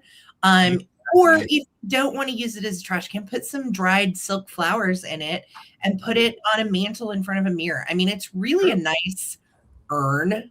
Absolutely. You don't have to use it as a trash can, but at the same time, it's pretty classy either way. Yeah, I love the idea of an umbrella holder. A lot of umbrellas have stuff like that for the design. I mean, that would be nice, especially by the fireplace. Put some firewood in there, fire starter, that type of thing. Yeah, there's a lot of different uses for it. And like I said, you've got a little bit of dinging going on. It is easy to push out, but that just shows its age. So yeah, just asking 28 if any interest. Otherwise, I will set them to the side. Fantastic. Love it. And it still has both rings, which is pretty cool. Yeah, that's very cool. You guys? Okie dokie. Here we go. I am going to do some little... What the heck did I do with them? I always do this. I swear, you guys, forever losing stuff in behind me. Here we go. So these are some little bisque dollies, and they are quite precious. They're both kind of funny. They're both pretty much 100 years old. We're looking at like 1920s on these, and I'm going to start these at $16 for choice. Right. So my first little one is sweet as she could be, and she has on a handmade crochet outfit, complete with the little hat and everything. And it's pink and white, if you can tell. She is a porcelain bisque dolly, and she is made in Japan. And it's also marked on her back right here, Nippon. And for those of you in the know, Nippon just means Japan. So very, very old and intact, which I love. Her arms also, usually with these little bisque dollies, they have straight arms that swing back and forth. This is the first time I've seen one with curved arms. And the most interesting thing, once I got to looking, pardon me, T-Rex. This little arm has a full hand. This is not chipped. She was molded that way with 2 fingers like this, and the rest of her little fingers are folded down. I don't know if this is like the Hunger Games, like she's about to let it whistle, or what exactly. How cute is that with her little fingers folded under? They are not gone. Can we just talk about that face? I mean... Yes, David, we can talk about my face. Yeah. I think she's precious. You're adorable. That's all. Very interesting. That's to hold her purse. That's right. She needs fun. Alex says she has a huge head. Well, would you like to see it without the hat, Alex? Watch. Wow. So she is blonde. She has little blonde, scoopy hair, cute as a bug's ear, and she is bisque from Japan. 1920s little penny doll with bent arms, and one of them given the peace sign like this. Yeah. Together, like watching you. Okay. Yes. She has kind of a frozen Cupid body. I'm going to show all our business. Here we go. Benjamin Button style. So you can see she does have the frozen legs, but the posable little bent arms. Good to see you, Annette. We've missed you, girl. How are you? Brad, that's not nice. You're right. Oh my God, you guys are cracking me up. Okay. So she's going to be choice 1. Clearly, everyone had a lot to say about her. Yes. Okay. Choice number 2. Here we go. Choice number 2. If you like choice number 1, you're really like choice number 2. Okay. Here is choice number 2. David and I have been calling her Bride of Elvis, but she's way older than that. And here's the deal. Now, I am not sure how to tell if this is real hair, but I'm like 95% sure this is real hair on this doll. If you put it in your mouth, you can tell. I will not put it in my mouth. Thank you much. But let's just talk about her arms, shall we? Here we go. We've got the same kind of little bent arms, and this one is pointing. Right. She's like pistols drawn. Oh, I can't say that. Pew pew. Nope. Whatever you can get away with over here on. Hi guys. Yeah. Bye. So her hair is in a bouffant on top of her head. And again, I'm pretty sure it's real hair, y'all. They've given her kind of a swoop that is very attractive. Okay. Looks like Dr. Ruth.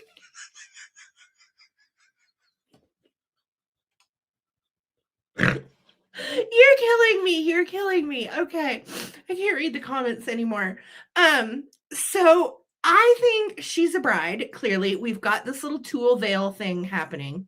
And she has a bow back here. And then look at this is hand stitched little clothing on her.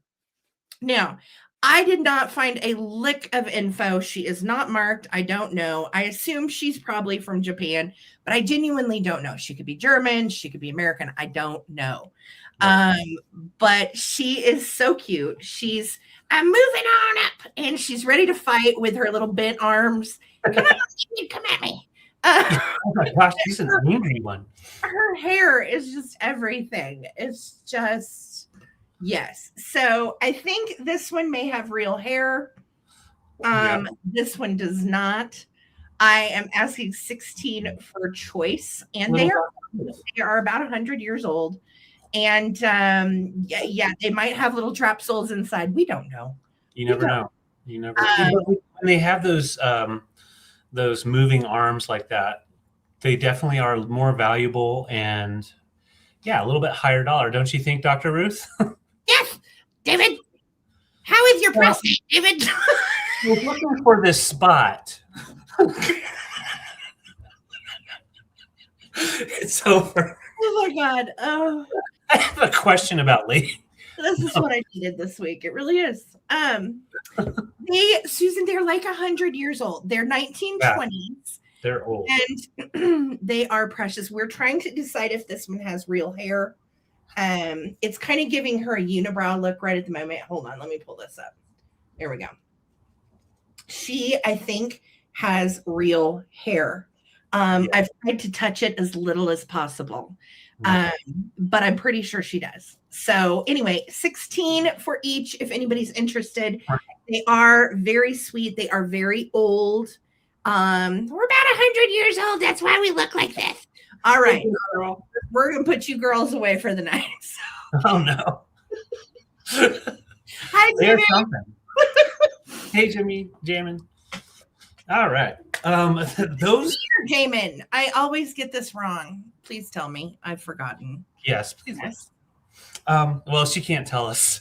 How can you tell us in chat?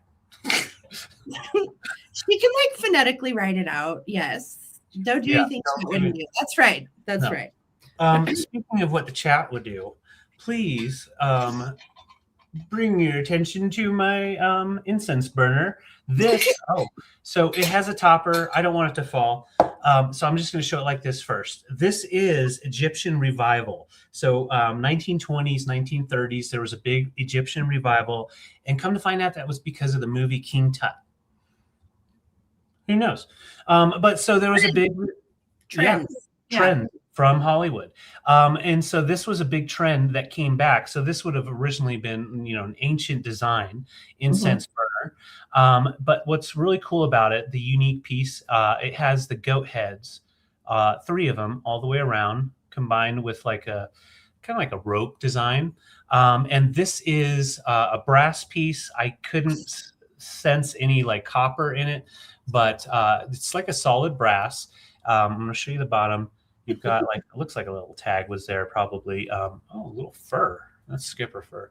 And the little feet just to keep it from scratching up. So there's no markings on there, but very nicely made, very crude as well, kind of like old style. So you would just take your incense and we'll light that up. Well, Fire. fire, Fire. fire, And so you take your cone or whatever, you drop it in, drop it in, stay in there. And then you have your little incense burner. And then when you want to be done, all you have to do is just put the lid on and you're done. Susan Jackson, you can buy those scary dolls if you want. absolutely. They're Susan, let cute me know if as you want ever. one. Okay, thank you. I would consider it, it could be considered Gothic for sure. I know Spanish Revival and Egyptian Revival both do mix well with that Yes. style. And yeah, you have like, you can find pieces like this that's made in India, brass pieces kind of resembling these pieces, but nothing quite as ornate. So these, I feel like you said they were Egyptian, right, babe? yes, Egyptian from the 20s, 30s. Will you zoom in on the character? I didn't get to look at these real close when they were on your desk. I Yeah, want to say for those of you that know a little bit of Egyptian mythology, that looks like Osiris. Oh, I'm wondering if this is like an Isis Osiris throwback kind of. yeah, Yeah. possibly. Yeah, that is really cool. I just noticed that. That is Yeah, awesome. it's very interesting. I agree. It's so neatly made. You've got the 3 feet coming down, kind of an Art Deco kind of design. And then of course the goat heads all on the top. And yeah, it kind of looks like the devil. But Egyptian, I know goats are very important in culture and stuff. But I didn't really get a chance. Osiris was a wolf, I want to say. I think he was. Oh, it's been so long since I read about this stuff, you guys. Yeah. Yes. And here's the topper. You just have like a little nugget on top. That's all solid brass. And then that is what you're going to put on to just snuff it out. What do you see? Oh, Lisa. Yeah, this actually, if you have a dark arts bowl, thank you, Lisa. Gosh. This is what you would light up first before you start washing your hands in your dark arts bowl to get ready for, the seance. So, come on now, guys. But yeah, great piece. I use just an incense cone, but I know you can use different types of incense. Let me knock this guy out of here and I'll show you. So it kind of goes down in like a curve. So you can also use it as a candle holder. So incense or candle. And then when you're done with it, just do that. Well, wash hands in the blood. You guys. No. Well, we're bringing back the 80s. No, I'm kidding. So yes, Victoria, I see you at 32. And I will start a countdown. These guys do go for a pretty penny. And the person that was doing the estate sale did not do much looking up and gave me a really good price. So there's some white behind it so you can get some more of the detail. Wow. All right, so let's count it down. Thank you, Victoria. We're going to burn the rest of that incense off. Nope, it's out. So it snuffed it, and it'll come with a cone. Thank you, Victoria, and it measures right at 8 inches tall. All right, 15, 14, 13, 12, 11, 10, 9, 8, 7, 6, 5, 4, 3, 2, 1. Bid end. Thank you.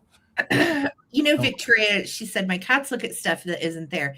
Peaches, when we first got her years ago, she would go out in the yard and just sit there and stare at the sky.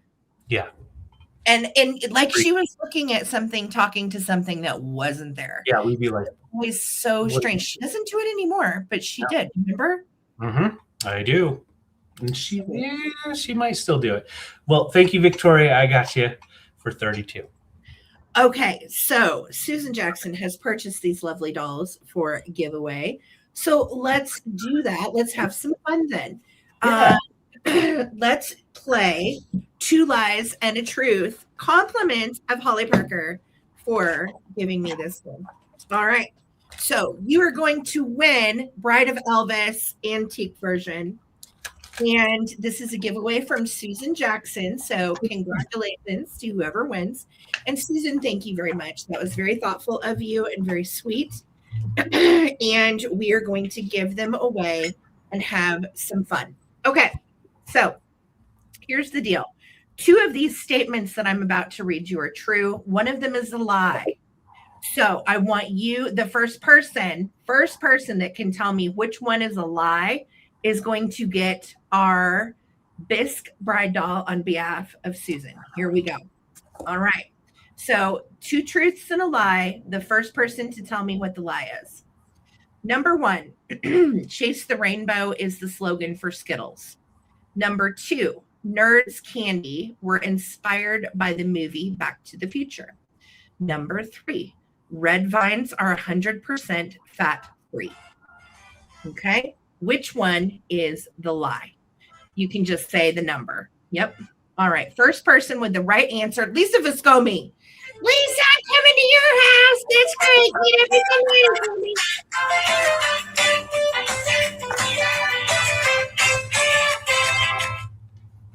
All right, Lisa, congratulations from Susan Jackson.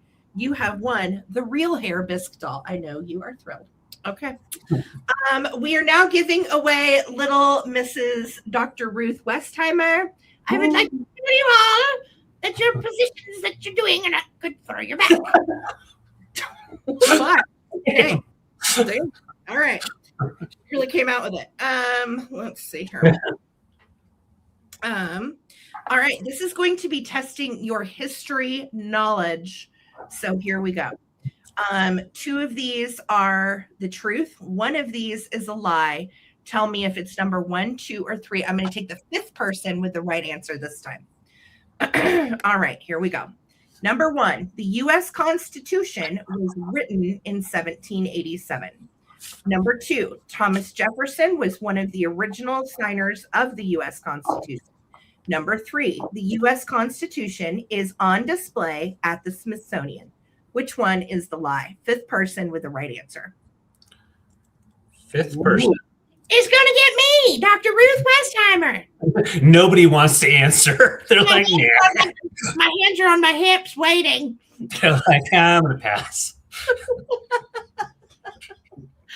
Okay, the lie, I'm looking. I don't know the answer. Well, Wildflower is the first person to come up with it. And hold on. 1, 2, 3. Shut up, Lisa. All right. I am going to give it to the 3rd person with the right answer, which is Lisa Troutner. Woo! All right. I'm going to Lisa Troutner's house with lots of advice with my hands on my hips. Bye. All right. That was fun, Susan Jackson. Very sweet of you. Yes. And thank you so very much. And let me get these written down. So we have the large bride gift to Lisa. And we have the small Ruth. Dr. Ruth is going to Lisa Troutner. You never knew you were going to get a porcelain Dr. Ruth, did you, Lisa? Nope. And Susan Jackson thinks that was really fun. Yeah, Susan, that was awesome. All right. Congrats, you guys. Thank you. All right. So I have a really unique find, and I have yet to really find his origin. So let me get him up close. He is almost vintage and definitely an artisan piece. So I'm going to show you from the top. It's about, let's see, 1 3/4 inches round. And on the bottom, we have the signature and the date. So it's 2008. And from what it looks like, it could either be an H, it could be like a JF or other types of letters, who knows? And I did really search hard online. So this, what I could find, it's a river stone. So you've got that nice smooth stone. On the top side then has been hand painted. And they also use, and what I couldn't find this exact artist, but these were actually popular in the early to mid 2000s. So a lot of artists did make some pieces like this, and they're called kindness rocks. So kindness rocks are basically for gifting. So you would buy this and gift it to someone that you think deserves it or would love it, and then you put it in your pocket, hold on to it. So what's cool about it is you have just the natural stone, and then you have painting on the top to give you that brownish tone. I'll let it focus a little bit for us. See that painting, nice texture to it. And then the base underneath is most likely a sculpted resin to build all of this up. And then you have marbles for the eyes, or it might be a smooth tubular glass or resin, but you can see the light through the eyes. So there's nothing in between. And then you have the resin to develop this frog, and then hand painted gold on top of the resin. So you have the 3D effect as well as the painting on top. Just super unique. And when I was looking online, all the way through the early 2000s, different art festivals, these were very popular, as well as what are they? Worry stones, Yes. a lot of stuff like that. So this could also be a worry stone, a rub on his little head right here. It's like perfect for a little rub. So yeah, he's just a very amazing person, a little tree frog made by an artist that has a signature, and we'll find him someday. Just couldn't find him today. So thank you guys for your bids. I'm going to show you with that behind it, so it'll show you a little more detail. So sweet. I love his big eyes. And David and I really tried to figure out the artist on this, and I don't know. So I'm guessing it's probably from like an art festival. And this was a particular artist because it's so well done. It's definitely not like a mass-produced thing or anything. No, you can definitely tell it's all handmade and nicely done to where the stuff doesn't fall off. There's no flaking. Yeah, it's just a really beautiful little piece. So let's count it down. Thank you so much for your bids. I'm going to show you from the front as we count down. And signed 2008. So in a couple of years, it will be a vintage artisan piece. How about that? So cool. All right, don't lick its butt.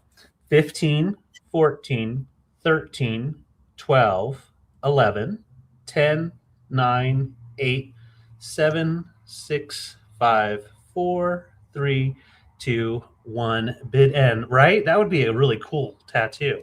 It would be an awesome tattoo. Yeah, I love tree frogs anyway. They look like country at night. The tree frogs and the cicadas had a music all of their own. Yeah. Yep. All right, there is our bid end. So thank you so much, Susan Jackson, coming to you for 30. And thank you, everybody, for your bids. Congratulations.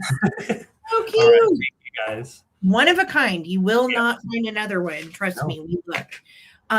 Okay. That's so sweet. Susan Jackson, I will send that to Victoria from you. Oh, congrats, Victoria. Yay. Susan to Victoria. How sweet. Thank you so much, Susan Jackson, and enjoy, Vic. Yay. You deserve it. Okay. I am doing a choice. I have 3 different toys to choose from. Well, one of them sort of not a toy, but it goes like in the toy room with the doll clothes and all that. Okay. So first up is this cutie. This is made by Jay Chin. Oh, what was the starting price? Oh, I'm sorry, babe. 12 for choice. I don't think I even said it. So Jay Chin is the maker, and you've got Old King Cole. You've got Tom, the Piper's son. I can't remember the nursery rhyme, something about a pig in a wagon. I don't know. Mary Had a Little Lamb, cute as she can be. And my favorite, the owl and the pussycat. just precious. You see right there, we have the Chen marking. Now, J. Chen was a tin toy metal maker, and they ended up in the 80s going on to do a lot of the strawberry shortcake metal pieces. Very iconic toy company, and I love a lot of their old litho stuff. So this is like an old school top. Isn't that cute? Yeah. So it spins. It's great. I loved stuff like this when I was a kid. Fun little collectible. You can see on the nose of it, it has been used, loved, and spun as a top quite a bit. So that is going to be choice one. Awesome. Choice number two is just absolutely precious, and it is a kitty hanger.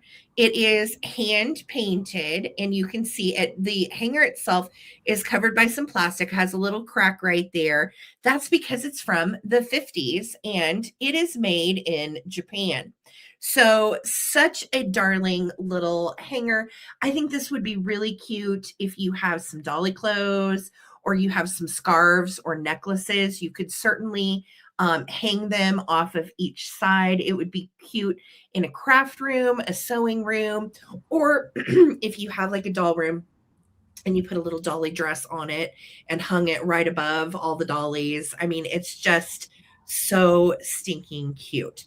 Hi, Tony. How much is that there tin doohickey? Okay. Right. Tony's new and welcome. $12 is what we're at. So $12, and that is for the top, or it is for the pink kitty hanger, or wait for it. Wait for it. You have a door number 3. Hold on. Nice. I'm Pixie. Pixie! I've got a little bit of rosacea on my cheeks. I've been out in the cold and I got some frostbite. And now I'm Pixie. So this is a puppet. And you can see her name is Pixie. Pixie! Don't get it wrong. Or I'll pull your underpants at night. Oh, she is she's Fast smoker. She was. Yeah. and she is a Oh no. oh my god. Pixie dust. She's That's choking. pixie dust. Mhm. Literally. So I'm door number 3. So you can get me or the top or that kitty hanger. Do you want to see it? Yes, you do. Yes. okay, you want to show the kitty hanger? Yes, I do. Okay. So hang on to the kitty hanger. I'm so helpful. Yes. And these are your choices. So it is Crazy Handmade Pixie. It is 10 Toy by J. Chen, or it is door number 3, the kitty hanger. I think that all doors are pretty great, but mine's the best. Yeah. All right. Thanks, Okay. Pixie. We're glad you know. All right. So we are at 12 with Annette.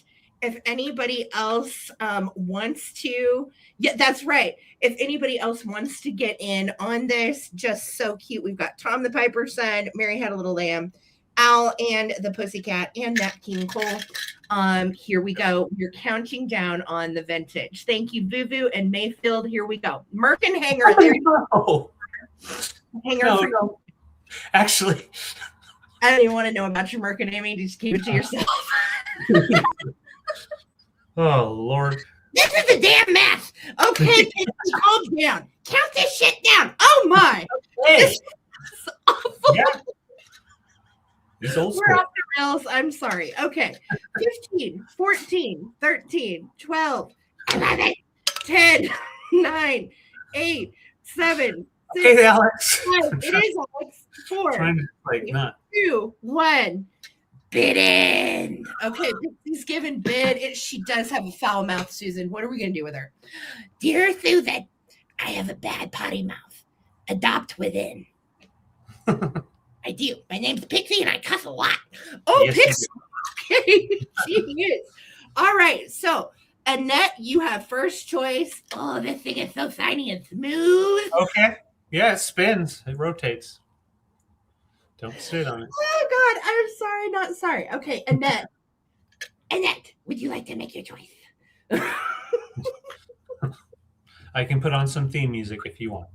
Oh geez, no, I think we're square. Okay.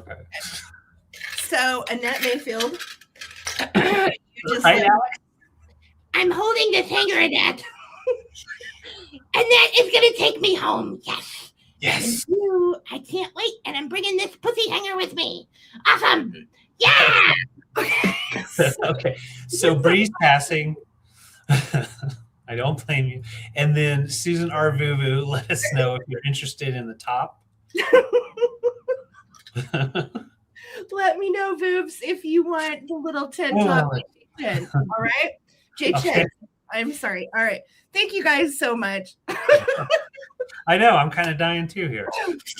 Oh my, yes, that is an extraordinary hanger, is it not? I know. Yeah. Oh my God. All right, I don't blame you, Bree. I am done. I am done. It's been the kind of week I've had. Once you fall down the stairs twice, you're Right. done. You've lost all the marbles, and it's time to play. Okay, please send it up to me if she wants it. You got it. I will. Thanks, Okay. Boo. Absolutely. Thank you so Congrats, much. man.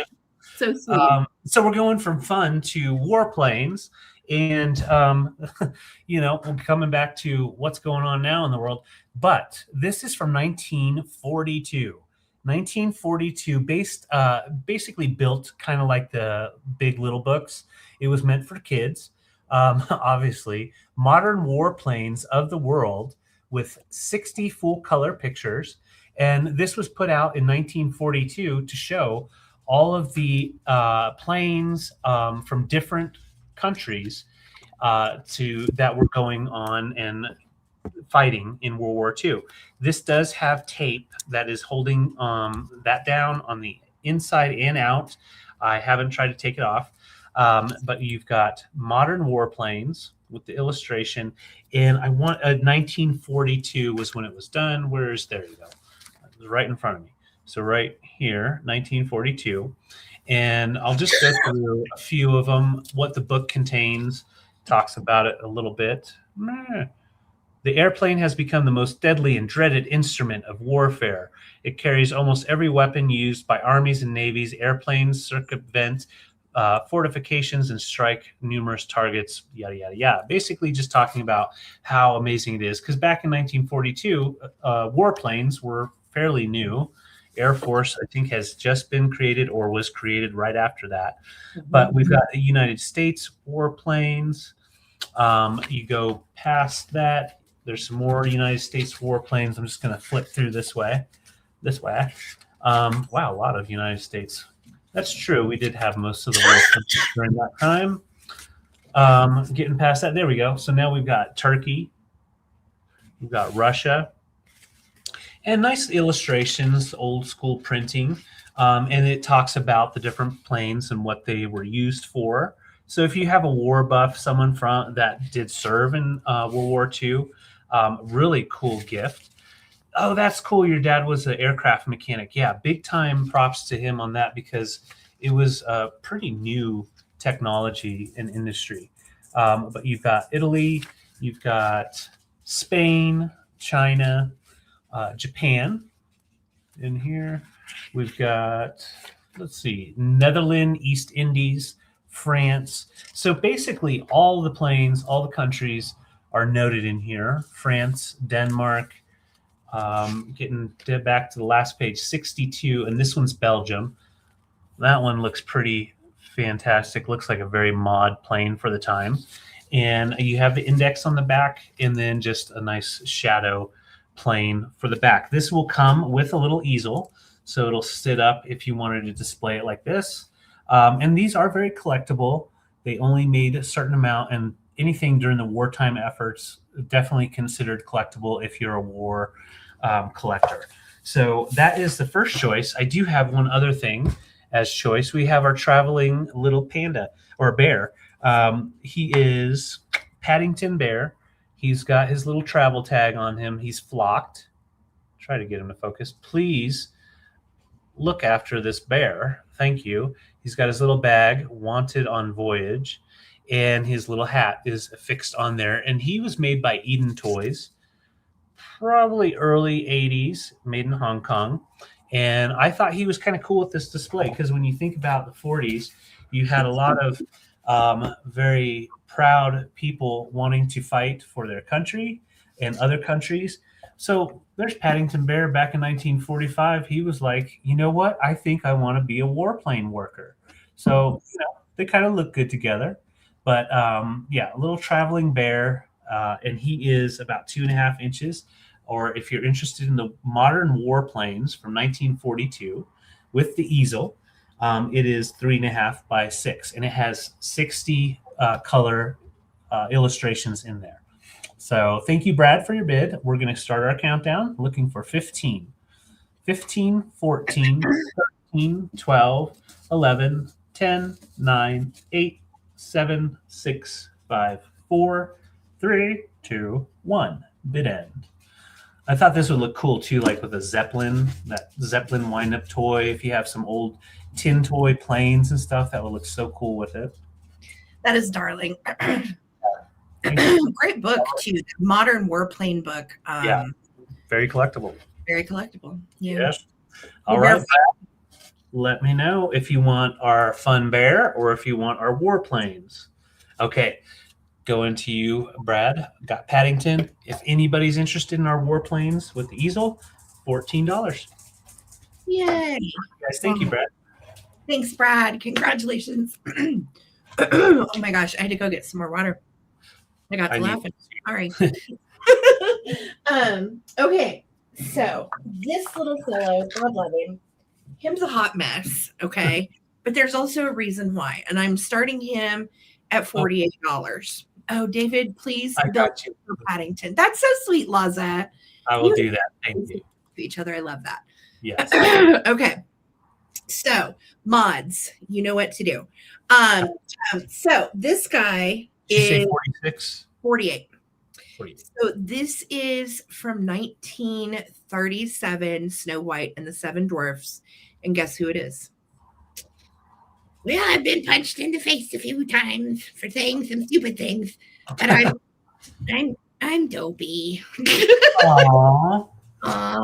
1937 Knickerbocker Dopey. Very hard to find. If you were a toy collector, holy beans, I can't believe we got him. So Dopey has seen some things in life. Okay. His little britches are dingy. His little outfit has seen some stuff. He has had his little foot sewn back together. And he is absolutely the sweetest. Now, this is an oilcloth face with hand painting, which is how they did all of the dwarves. If you look how much these 1937 Knickerbocker dwarves go for, you can try to collect them all. They're $95 to $150 each. So I felt like this was a good price.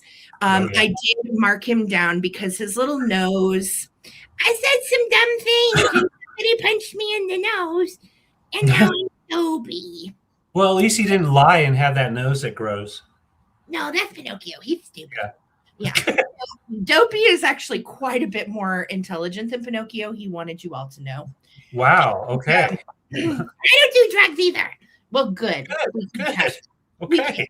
Thank you for letting us know. Yeah, we weren't expecting that, but so to find an oilcloth toy from the 30s that still has the felt ears, that still has the little hat, these again very difficult to find, very rare in the toy world. So I thank you guys for your bids. This is the first one I've ever had, and I'll probably never find another. That is how rare they are. So I'm going to start a countdown. Thank you so much for the bids, Kathy and Susan. And what is his thing? Well, I'm Dopey from the Seven Dwarfs, and I was the stupid one, but I'm not stupid. Everybody thinks I'm stupid, but I'm not. Well, right, you tell him. He has been castigated as an idiot, and he is very intelligent. What's your IQ? 132. Good Lord. So, I mean, he's really quite the sage. But him's name's Dopey. So Yeah. he is one of the original Seven Dwarfs from 1937. I know it's that thing that I get. I actually need an antacid. That's what's going on. Thank you, Victoria. All right. So let's count him down. 15, 14, 13, 12, 11, 10, 9, 8, 7, 6, 5, 4, 3, 2, 1. Bid in on 1937. Dopey the dwarf from the Seven Dwarfs, that as in Snow White. First edition of these oil face cloth oil cloth. Well, And Kathy said that she has Doc. So guess what, this Derpy? is gonna go with Doc. Amazing. He can be Doc's helper. This is Doc's buddy now. And I will be on the lookout if I ever find others, but I'll tell you, this is the first one I've ever found. And he's 90. I'm 90, Kathy. I'm coming to you. All right. Fantastic. Thank you so much. Congratulations. Awesome. Love it. And Victoria says she's going to text you something about that. She knows what to help you. When you get them together too, Kathy, send me some pictures. You always have such cute stuff. I'm going to go get an antacid. I'll be back. Yeah, go for it. All right. And I have a couple of really neat pieces. They are not the original vintage items. They're repros or remakes, newer models, that type of thing. So I absolutely love, and I've always loved, West Clock's alarm clocks, especially their Baby Ben and then the larger one. This one is newer. So this is a repro or a remake from the 1980s, I believe. No, 2007. Okay. I had to look at my notes to make sure.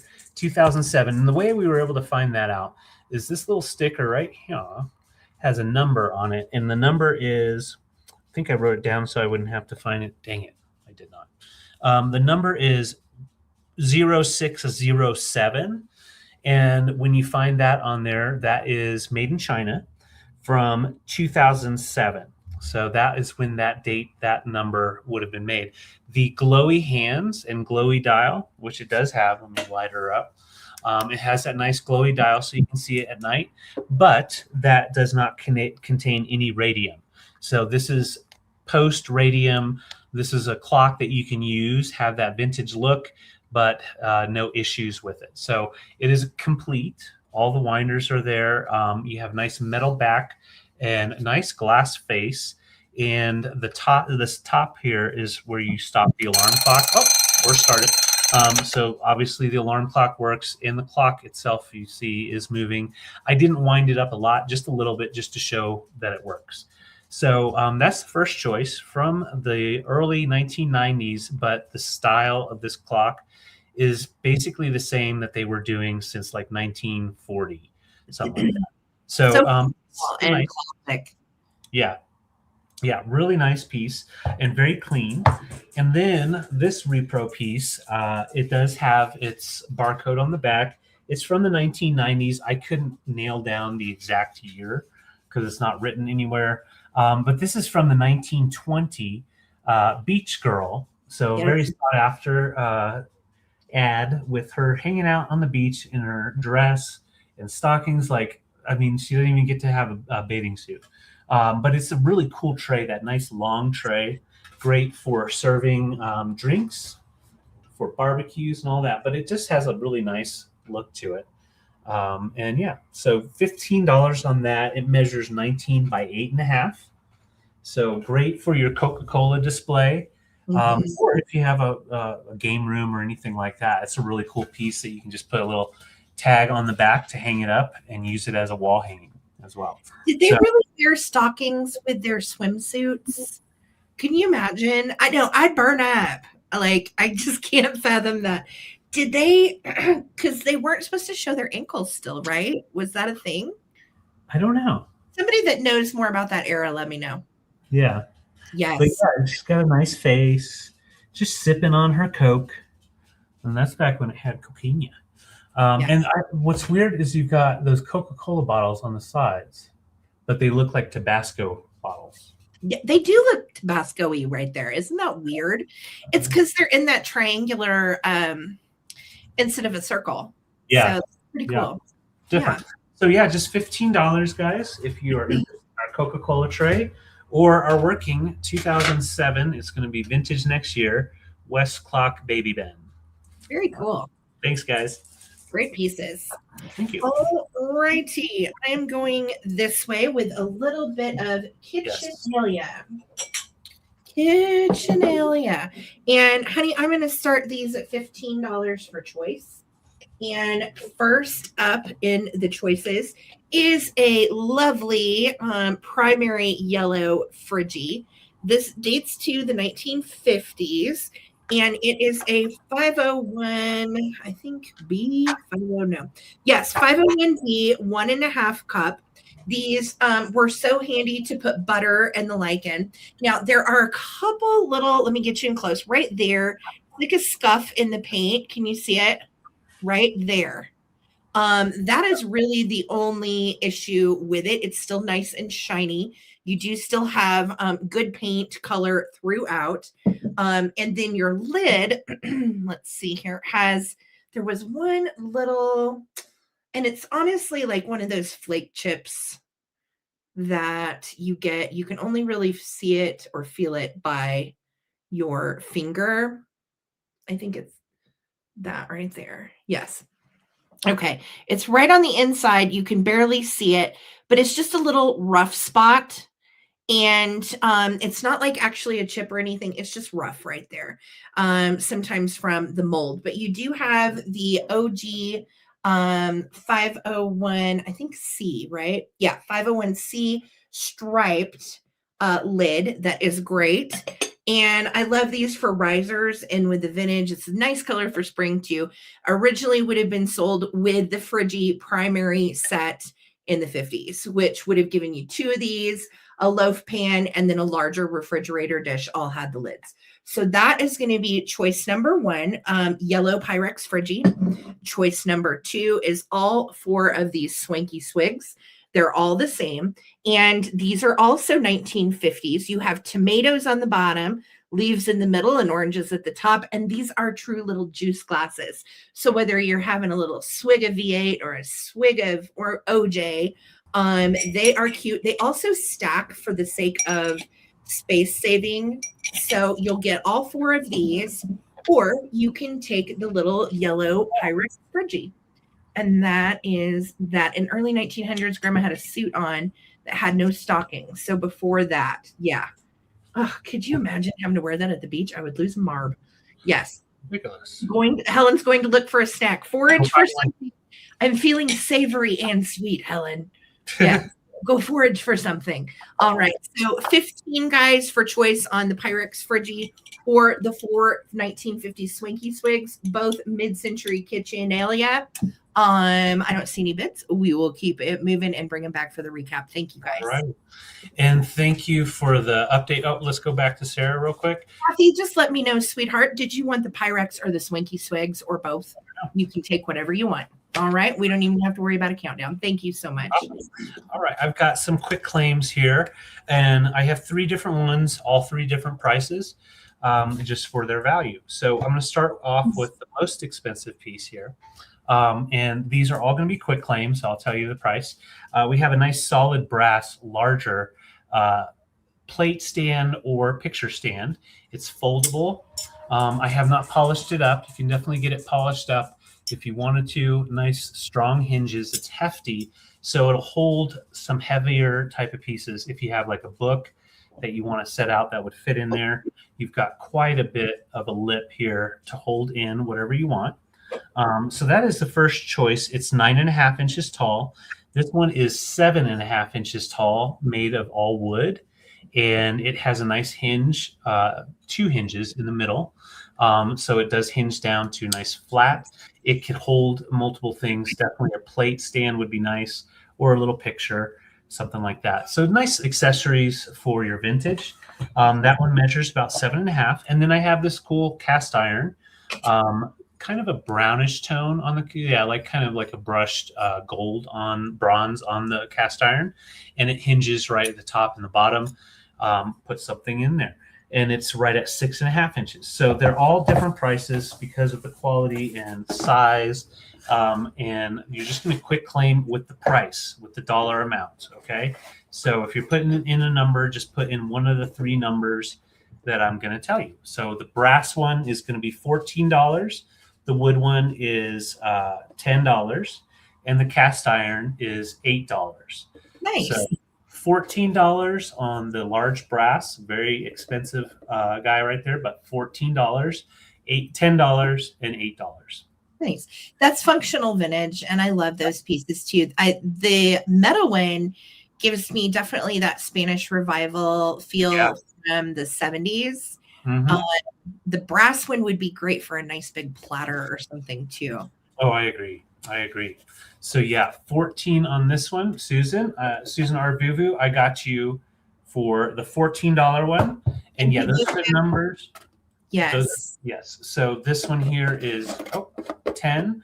I see Susan Jackson took 8. Yep, that's the Spanish revival. And so, yeah, if anybody's interested in the nice wooden stand for 10, it is available. And I actually had this earlier when I made the previews.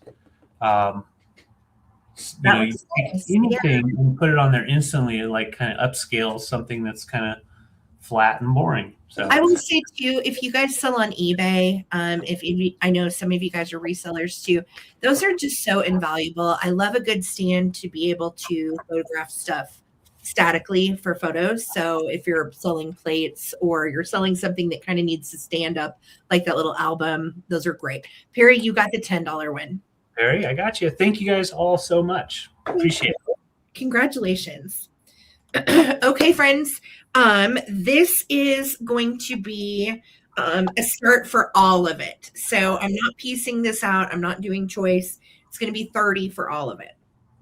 First up is this cute little guy. And these were made in 1966 by a brand called Dart Industries. Now, Dart teamed up with none other than the one and only Tupperware and made these little animals so you could take them apart. And they were kind of like the first plastic Tupperware toys. And you can see it's marked right here, Tupperware toy. Okay. And then the Dart Industries part is really hard to see. I can't remember. I think it's on the tail. I'm like taking this poor elephant apart. Yes, the Dart Industries part that says 1966 is on the tail. So these all come apart, and they're really fun to play with for little kids. The mamas that were getting involved with Tupperware as like an MLM, another way for women to make money in the 60s, I think is great. And they put out this line of toys for the kiddos of all the mamas buying Tupperware. So we have first up the little elephant, and these are in like really good shape, by the way. They almost look new. They look like repros, but they're not. They are the old ones. So this first one is the elephant, and then you can change elephant out with this guy, and we can put, no, that doesn't work. Hold on. We can put his holes into this hole. Excuse me, that sounded strange, but you know what I mean. Look, and then you've got a really weird looking giraffe. All right. Hey, I dig it. Change in and out. Holly says, Laza, yes, I had those. My mom sold Avon. I love that.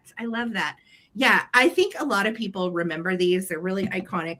And then the last one that you're going to get with this entire set is the little Doxy dog. What I know, right, Lisa? You put the dog's head hole in this, the body hole and the other hole. And they do all say Tupperware toys around this part of the inner side. And again, all of it comes apart. So, you know, if you want to change their bodies out, you certainly can. Or you can make, here we go. We'll take the dog's little biscuits apart, and we'll strap this giraffe to a strange body. Look, there's a giraffe that sits up. There you go. Stay new. Yes. So these are really collectible. There are quite a few of them out there, and you're going to get the giraffe part with the doggy and the elephant. Awesome. I did. It is on my favorite. So $30 on the vintage 1966 Tupperware toys made by Tupperware. And the plastic molds were done by Dart Industries. So they're really cool. And remember, if you do see these out and about, they are very collectible. This is a good price for all of these parts. So $30 on the Tupperware toys, going once, going twice. Oh, cool. Right. Thank you, Annette, very much. We'll do a quick countdown. I was going to say my mom worked at a nursery daycare when we first moved to New Mexico because she had to get accredited to teach. Yep. That daycare had these guys because I remember the legs specifically that made that little shape. You were playing with toys from the 60s, David. Yeah. That's so cool. Well, we were born in the 70s, so not a stretch. All right. Kathy said, I remember my mom used to have at-home Tupperware toy parties. Yeah. I worked for AT&T and I was 20. And I got invited to my first Tupperware party, and I had never been to like an MLM kind of party before. And I remember being like, why are these bowls $60? Like, I wasn't rude or anything, but I was just like, what's happening? Everybody was buying them up, and I was just like, but they're bowls. Really, that was before my knowledge of Pyrex and the Tups and all of that. But at 20, I did not understand. Yeah. So, Annette, I'm counting them down. Here we go. 15, 14, 13, 12, 11, 10, 9, 8, 7, 6, 5, 4, 3, 2, 1. Bidden. Wiener dog bidden. This looks like a little rainbow. Yeah, it's a little rainbow. So stinking cute, aren't they? Mm-hmm. Oh, they're so fun. Yeah, just take them apart, throw them in a corner, and tell the kids go figure it out. Yeah, just put them back together. It'll be fine. Lisa, thanks for the bid in, sweetie. Annette, coming to you. Congrats. Enjoy. Thank you so much. Awesome. All right. I have some fun little miscellaneous vintage items, and we're going to go through them kind of quick. First off, we have this really nice hex sign. It says welcome, which means welcome in English. It's made by Look, which that company, I think it's David Look or something that made them, but made these very traditional Pennsylvania Dutch pieces. And so it's a nice welcome sign to put at the entrance of your home, or back door would be nice too. You do have the original hanger on there, and the original nail is still stuck on by tape. So a really cool piece that was probably gotten on one of their travels, and they just never hung it. So that's our first choice, about 8-inch diameter. I love these anytime I can find them. We have a fun music box, little trinket box. So you open it up, you have just a little bit of space right here. I checked to see if there's like a secret compartment. No, you could probably make one, but you could put your little trinket rings or whatever in there, or dead squirrel, and close it up, and it doesn't make the sound. So you have the wind up on the bottom, made in Switzerland, and it plays Edelweiss. Swiss musical movement, very nice music that they make. It's not locked up, so all you do is wind it, and just remember that it's wound, and if you want it to wind down, you have to open it, so that way you don't overwind it. So we've got that nice little chalet. Thank you, Brad. I see your bid, and Holly. And so that's the second choice. I thought these kind of look cool together, kind of fit together a little bit. Totally fit together, 100%. Yeah, they do. And then up in the tree, we've got this huge owl, and he's a ceramic owl, very nice, high quality. I thought it was Gobel just by the quality of it, but it is made in Japan from the 60s or 50s. So a really nice owl, and I've not seen this guy before. He's got like a blue coat for his belly, and then a little bit of yellow and some browns on the back, and he's about 4 inches tall. But wait, I have one more choice in here. This is one of those I couldn't pass up. I'd love to find a bowl or something to sell it with, but you all probably have some bowls that you would love to display on this warmer. So it's a warming cradle. You've got 3 teak wood, very atomic wood legs, and then the brass with rubber base. So that way it doesn't scratch. Nice. And then your warmers right here, you just put a regular tea light in there, and then you set your bowl in. So let's say this is your bowl, about 8-inch diameter for bowls. You set it on there, and then the warmer will just keep it warm. So you can put if you have an 8-inch diameter server bowl or Pyrex, you can display it on there and actually use it. So yeah, really this is such a good find too. David came home with all this stuff, and I was like, "Where did you find all this? This is so amazing." I had a good day. I had a good day. Good. But yeah, a really nice. Look how atomic MCM, mid-century, all of it. It can really blend in a lot of different designs. We've got our fun house there. We've got our owl. We should probably keep him back so they don't break. And then we've got our hex sign. So these are all the choices. Fun little finds from the thrift.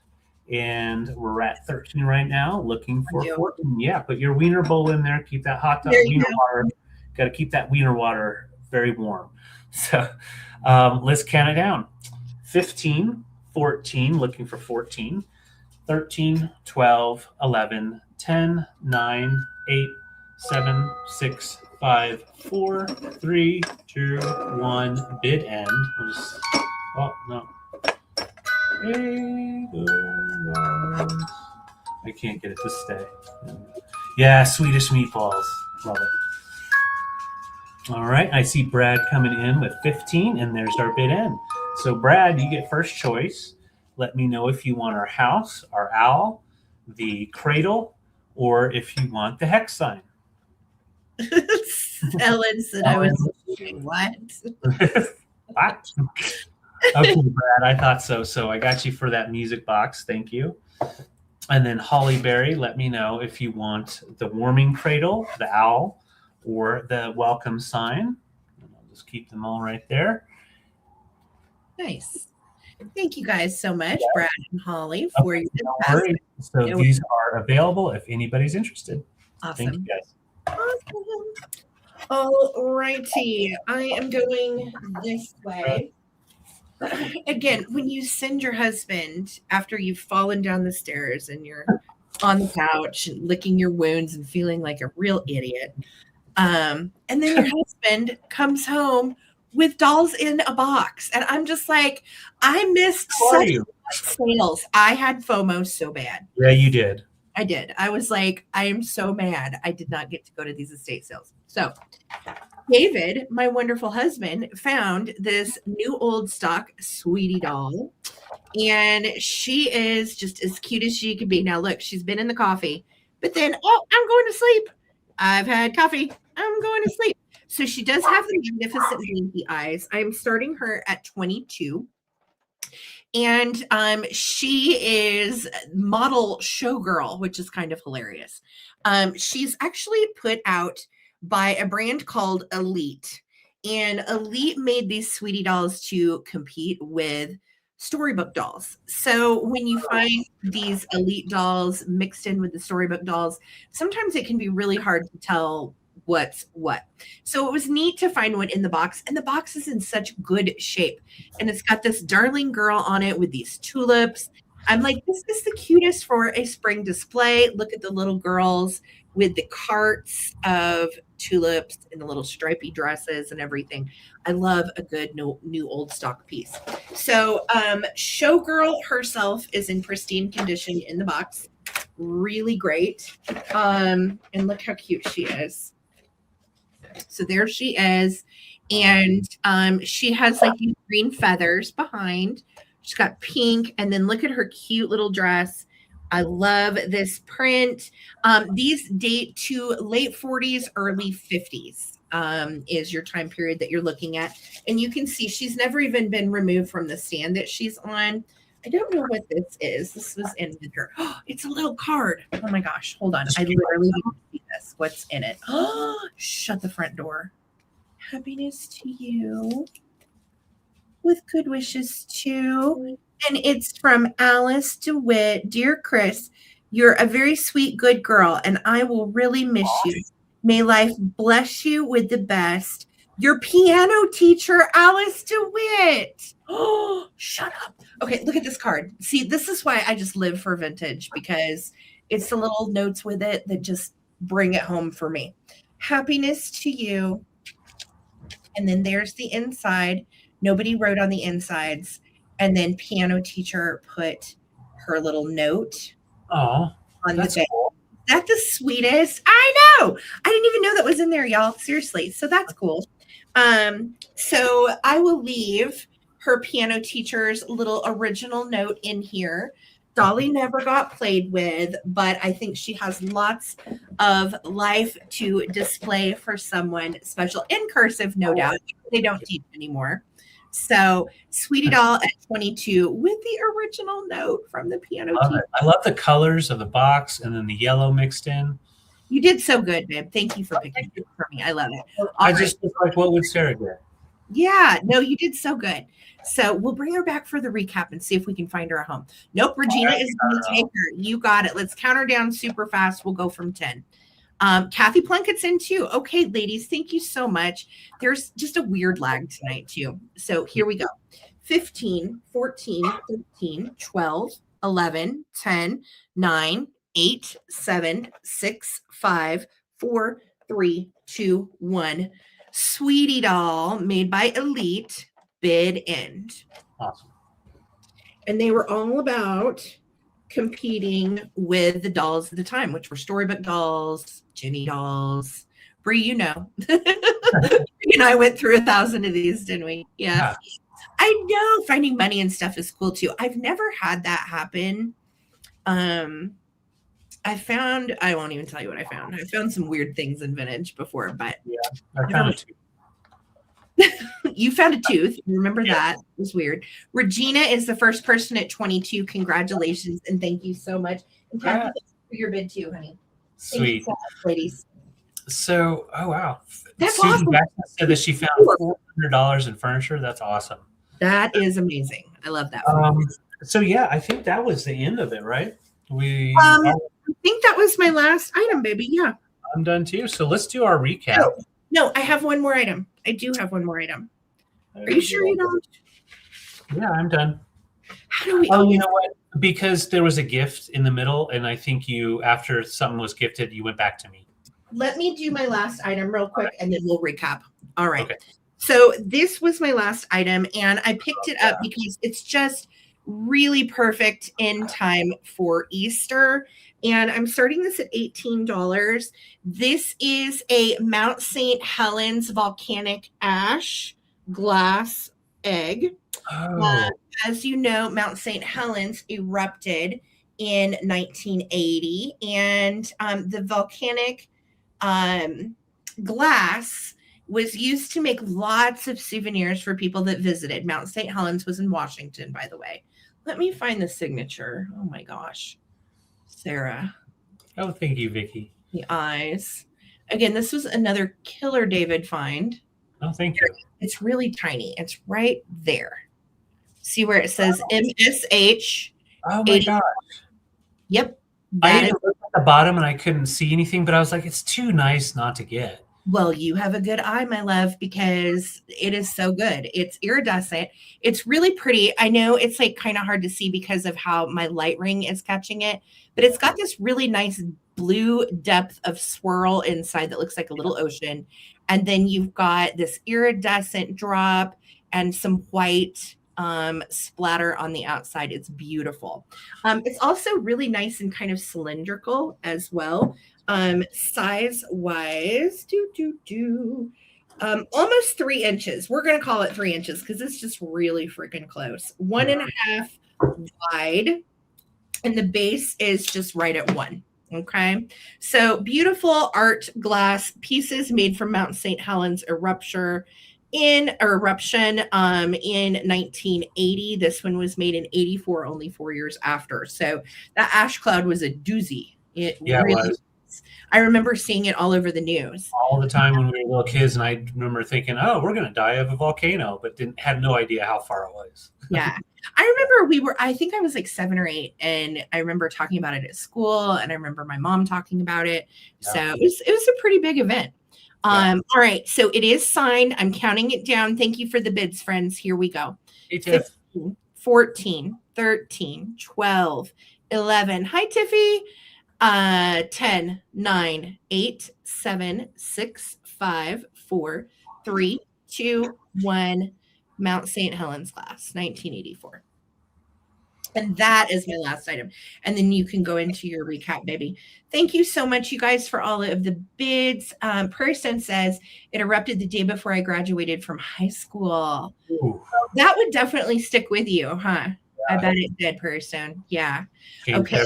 The bid and Susan Jackson coming to you for 30. It is beautiful. Thank you guys all so much for the bids.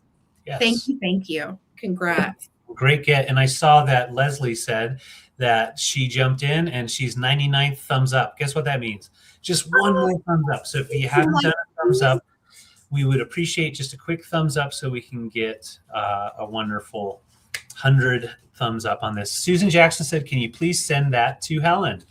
To the Helen, yes. The Helen Melker.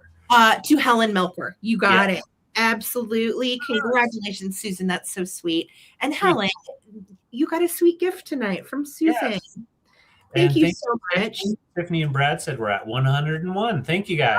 Amazing. Yes, Helen. Thank you. Thank you. She said the evening of graduation, the sky was full of ash in Iowa. So that's how far it drifted over. That's crazy. Ooh, that's as far. Environmental impact too, and like how it blocked out the sun. Just wild. Yes. Yeah. All right. All right. Well, now we are ready for our recap. Thank you all so much. And we've had so much fun with gifting and just talking about some of this vintage. So we're going to bring some stuff back that didn't sell. We're going to show it to you at our bottom dollar prices. And if you want it, get it while you can before we throw them on eBay. Yeah. So I'm going to start off with this piece here. It's from the 40s. And it is, let's make sure I get it right. Yeah, 1940s. And we have our Stitch Mistress sewing machine by the DeGenero Toy in California. This is cast iron, painted red, and it's a toy working sewing machine. So you've got the needle right here. You feed the thread through, and it was so the kids could learn how to sew their own stuff, mainly girls, which is kind of messed up. But you got your little mount, so you can mount it and use it. I was just asking just $40 on that. It's very collectible, and this one's in almost mint condition. No rusting or scratching of the surface of the red paint. So just put in sewing machine 40. All right. And Peaches is talking. I also have this wonderful stereoscope camera. This is from my own collection. It is made by from 1947, and it's called the Stereo Realistic Camera by David White. It is the binocular vision, so you look through these two holes to see what you're looking at. These are your lenses on these two, and then this is your viewer. So I was asking 98 on that. 98. It's a very collectible, hard to find camera, and it comes with two of the stereographs. So we've got the Coliseum and we've got the White House. So that all comes together for 98, and that's a great value. So just put in camera 98. Nice. I also have this guy here. Where did it go? I have these two, and they're coming together. Sorry about the lemons. They were just in there, and I forgot to look beautiful in there. Yeah, they look so good. Glowy glass from the 1930s Depression, uranium glass, and they're made by Jeanette Glass. And they have this one here, which is the block optic, and you've got the bottom is a nice flower. Yeah, I killed Lenny. No, what have you done? And then it comes with this nice little tumbler. It was just also Jeanette Glass, and it has that cube block as well. So these were, I was asking 54. I would do 50 for both. So they both come together, and I would do 50 on that, which is a heck of a deal. It is a good price. So nice glow, no damage on either. So that's almost 100-year-old uranium glass with no damage. So just put. I would use the glass for a candle holder for a votive. Oh yeah. Put a votive in that. Put a black light on it. And that pitcher I would use. Like, it's so beautiful. Absolutely. Yeah, it is a beaut, and there's no damage at all. So yeah, $50 for the set of uranium glass by Jeanette. Oh, Victoria, she said that camera is killing me. Give me the camera.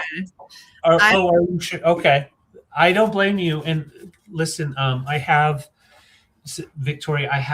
And I was going to say this anyways, but I have this case that will come with it. The reason I didn't show it tonight with the case is because the part that mounts onto here is somewhere upstairs. So I've still got to find it. Once it mounts, then this goes in like that, and then it snaps together. So then when you pull it out, it'll have a leather case attached to this. So yeah.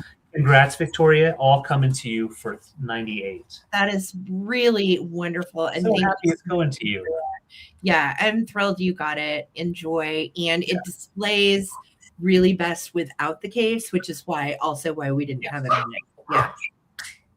Oh, sorry. That's Peaches. All right. I did too, Brad. I like the lemons in the picture, right? Look good.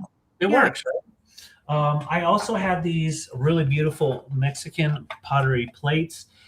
They are from the Tonala region, not signed Tonala, but they are signed by the artist. And I am doing these at $18 each. I can't go lower just because they go for about $25 to $30 each. So if you want one of these plates, they're 10.5-inch diameter. They look nice in a plate stand hanging on the wall or on a table as like a charger. So they're $18 each, and I have 3 available, no damage at all. Okay. So claim whatever you want there. I had my brass trash can with the lion head on each side, and I would do 20 on that. Otherwise, what I'm going to do is I'm going to polish her up and put them on eBay. And that is a great price. $20 is a great price from the 40s. Hammered brass trash can. Just put in $20 trash, and you can get trash. And let's see what else. Music box that got claimed, right? Yes. I had my Coca-Cola tray. This is from the 1990s, so it's a repro, and I was asking $15 for that. You got that wonderful Lady at the Beach, or our 2007, not quite vintage yet, remake of the Baby Ben by West Clocks alarm clock, and it does have all working components. Beautiful. So $15 clock, $15 tray. And then I had $12 on my Made in Japan owl. Really nice colorway on him. Really cool eyes, too. So $12 on our owl, Made in Japan, or $12 on our hex sign, welcome or welcome. Yes. You sure can. Absolutely. Yes, absolutely, Holly. I got you for that. And it's coming with just one little spool here. But all you need is just little small spools, and it'll work. Awesome. Right. Congrats, Holly. Cool piece. And then $12 on our fun little warmer server. It's 8-inch diameter here, and you've got the little feet. So if it's a little under 8-inch, it'll still hold it. I would say probably up to about 7-inch diameter. So just $12 on that. Just put in $12 warmer, and I'll know what you're talking about. That's it for me. Hey, Bucky. Hi, David. How you doing? Great. All right. Do you want to show some stuff? Yeah, let's do sales recap. Okay. All right. Okay. Thank you, Holly Berry. I do not have much to recap, and that is just always a huge blessing. So thank you for that. I have these 4. I'm sorry, they're coming together. They are Swanky Swig juice glasses. They are in excellent shape. All of them have such a good design. I feel like they've barely been used, but they probably were. I have all 4 of them. I'm asking $15 for all 4. Elsewhere online, these can go for up to $10 each, believe it or not. It's because this pattern is a little harder to find. If you ever find the picture in this pattern, for the Pete's sake, it goes for like $100. So all 4 of these for $15, just say juice glasses, $15. Or I have my little lucite flower arrangement for $15. And it is cute as it can be. It is on a little clear, yummy avocado green base. And of course, lucite, as you guys know, does glow. So that is always great for a blacklight display. This is also 15. You can see that one has like a little, see the yellow? It's Mhm. like clear the yellow ran out in the resin mold, I think. It's not like a flaw, but I want you to know it's there. So 15 on the lucite flower arrangement. These go for like 40 on eBay still. It's Yeah. crazy. So Sue, you got the flowers for 15, honey. All right, Sue. Awesome. That's it for me, guys. Wow. I had basically a sellout with the exception of the glasses. So I'm so grateful. I'm That so is thankful. Thank you. Such a fun bunch of stuff. And David, again, I have to thank you just for finding all of this stuff while I was For sure. banged up and bruised up this week. It was hard to leave. Okay, so like Sarah, was hurt, and then we got her off the stairs and to a spot where she could sit, and then she instantly was like, "David, you gotta go." So she sent me out. I snapped out of my pain. And I was like, the estate sales are starting. Go, leave me. So that's how it goes sometimes. Yeah. And luckily the first one was only like 10 minutes from the house. So that's pretty cool. Yes, what a great night. First of all, thank you, Mod Squad, for hanging out. Lisa, thanks for the bid ins. And everybody with a wrench. I love you all, and I'm so grateful for all of you. It takes a village to run these sales, and we juggle around, and sometimes somebody has something going on, or and you guys all work together to mod for us, and we are so grateful for all of you. So thank you, Mod Squad. I love you. If I haven't told you lately, I love you. Yes, thank you all. And guys, we had almost a sold out sale tonight. That was just amazing. And thank you. Thank you from the bottom of our hearts for supporting small business during really bizarre times. I'm sure you guys have seen the news. I don't understand what the hell's going on. Ride that roller coaster. It's a roller coaster, and we all need to stick together and just be good to one another and be good to other people and put goodness out in the world instead of negativity. Gail Gaddy, these are the Swinky Swigs, babe. They are 15 for all four. Let me know if you want them. If she does, that makes me a sold out night. Oh, that would be so wonderful. So thank you guys. Yes, it's wonderful to have everybody together twice a week. Wednesday night, I'm going to try my hardest to put together a good table sale. So we are going to be out picking the next couple days. Gail, I've got you for the glasses. I sold out. Thank you guys so much. Really, really thanking you. Wonderful. Thank you so much. Yes, definitely wish us luck on our adventures. Invoices for tonight will go out tomorrow, and then Wednesday night's table sale will start our new cycle of invoicing. Okay. Yep. So if you guys have any questions, please let us know. And we hit 100 thumbs up, which is so awesome. Thank you, Mod Squad and chat and customers and friends. Yes. You got us there. So thank you again. And let's see. Yeah, if anybody needs anything, the quickest way to get a hold of me is usually through DMs on Instagram. I check that a lot more than my email. But of course, if you need anything, you can email us too. Please join our Facebook group if you haven't. It is over on Facebook is where it is. And the link is in the description of this video. If you still feel like shopping our eBay store, I did put new stuff in the eBay store this week. So Susan Lee, somebody already got the glasses, but thank you so much. It did go fast, Brad. I know. It was really fun. It was a lot of fun. And thank you guys for being a part of that. And thank you, Susan Lee, also for being here, girly. Yeah. All right. Well, sweet dreams indeed, Helen. And you guys all have a great night. Hang in there. Life is so weird and hard for so many. So be a bright spot, be a joy, educate people that don't understand what's happening right now. We've all got to combat all of the ugliness and negativity with goodness and humanity for all. So, that's my words to all of you this week, guys. Have a good one. Thanks again for supporting David Knight, and we'll see you Wednesday night. Peace, love, and vintage. Until next time. Good night, guys. Good night.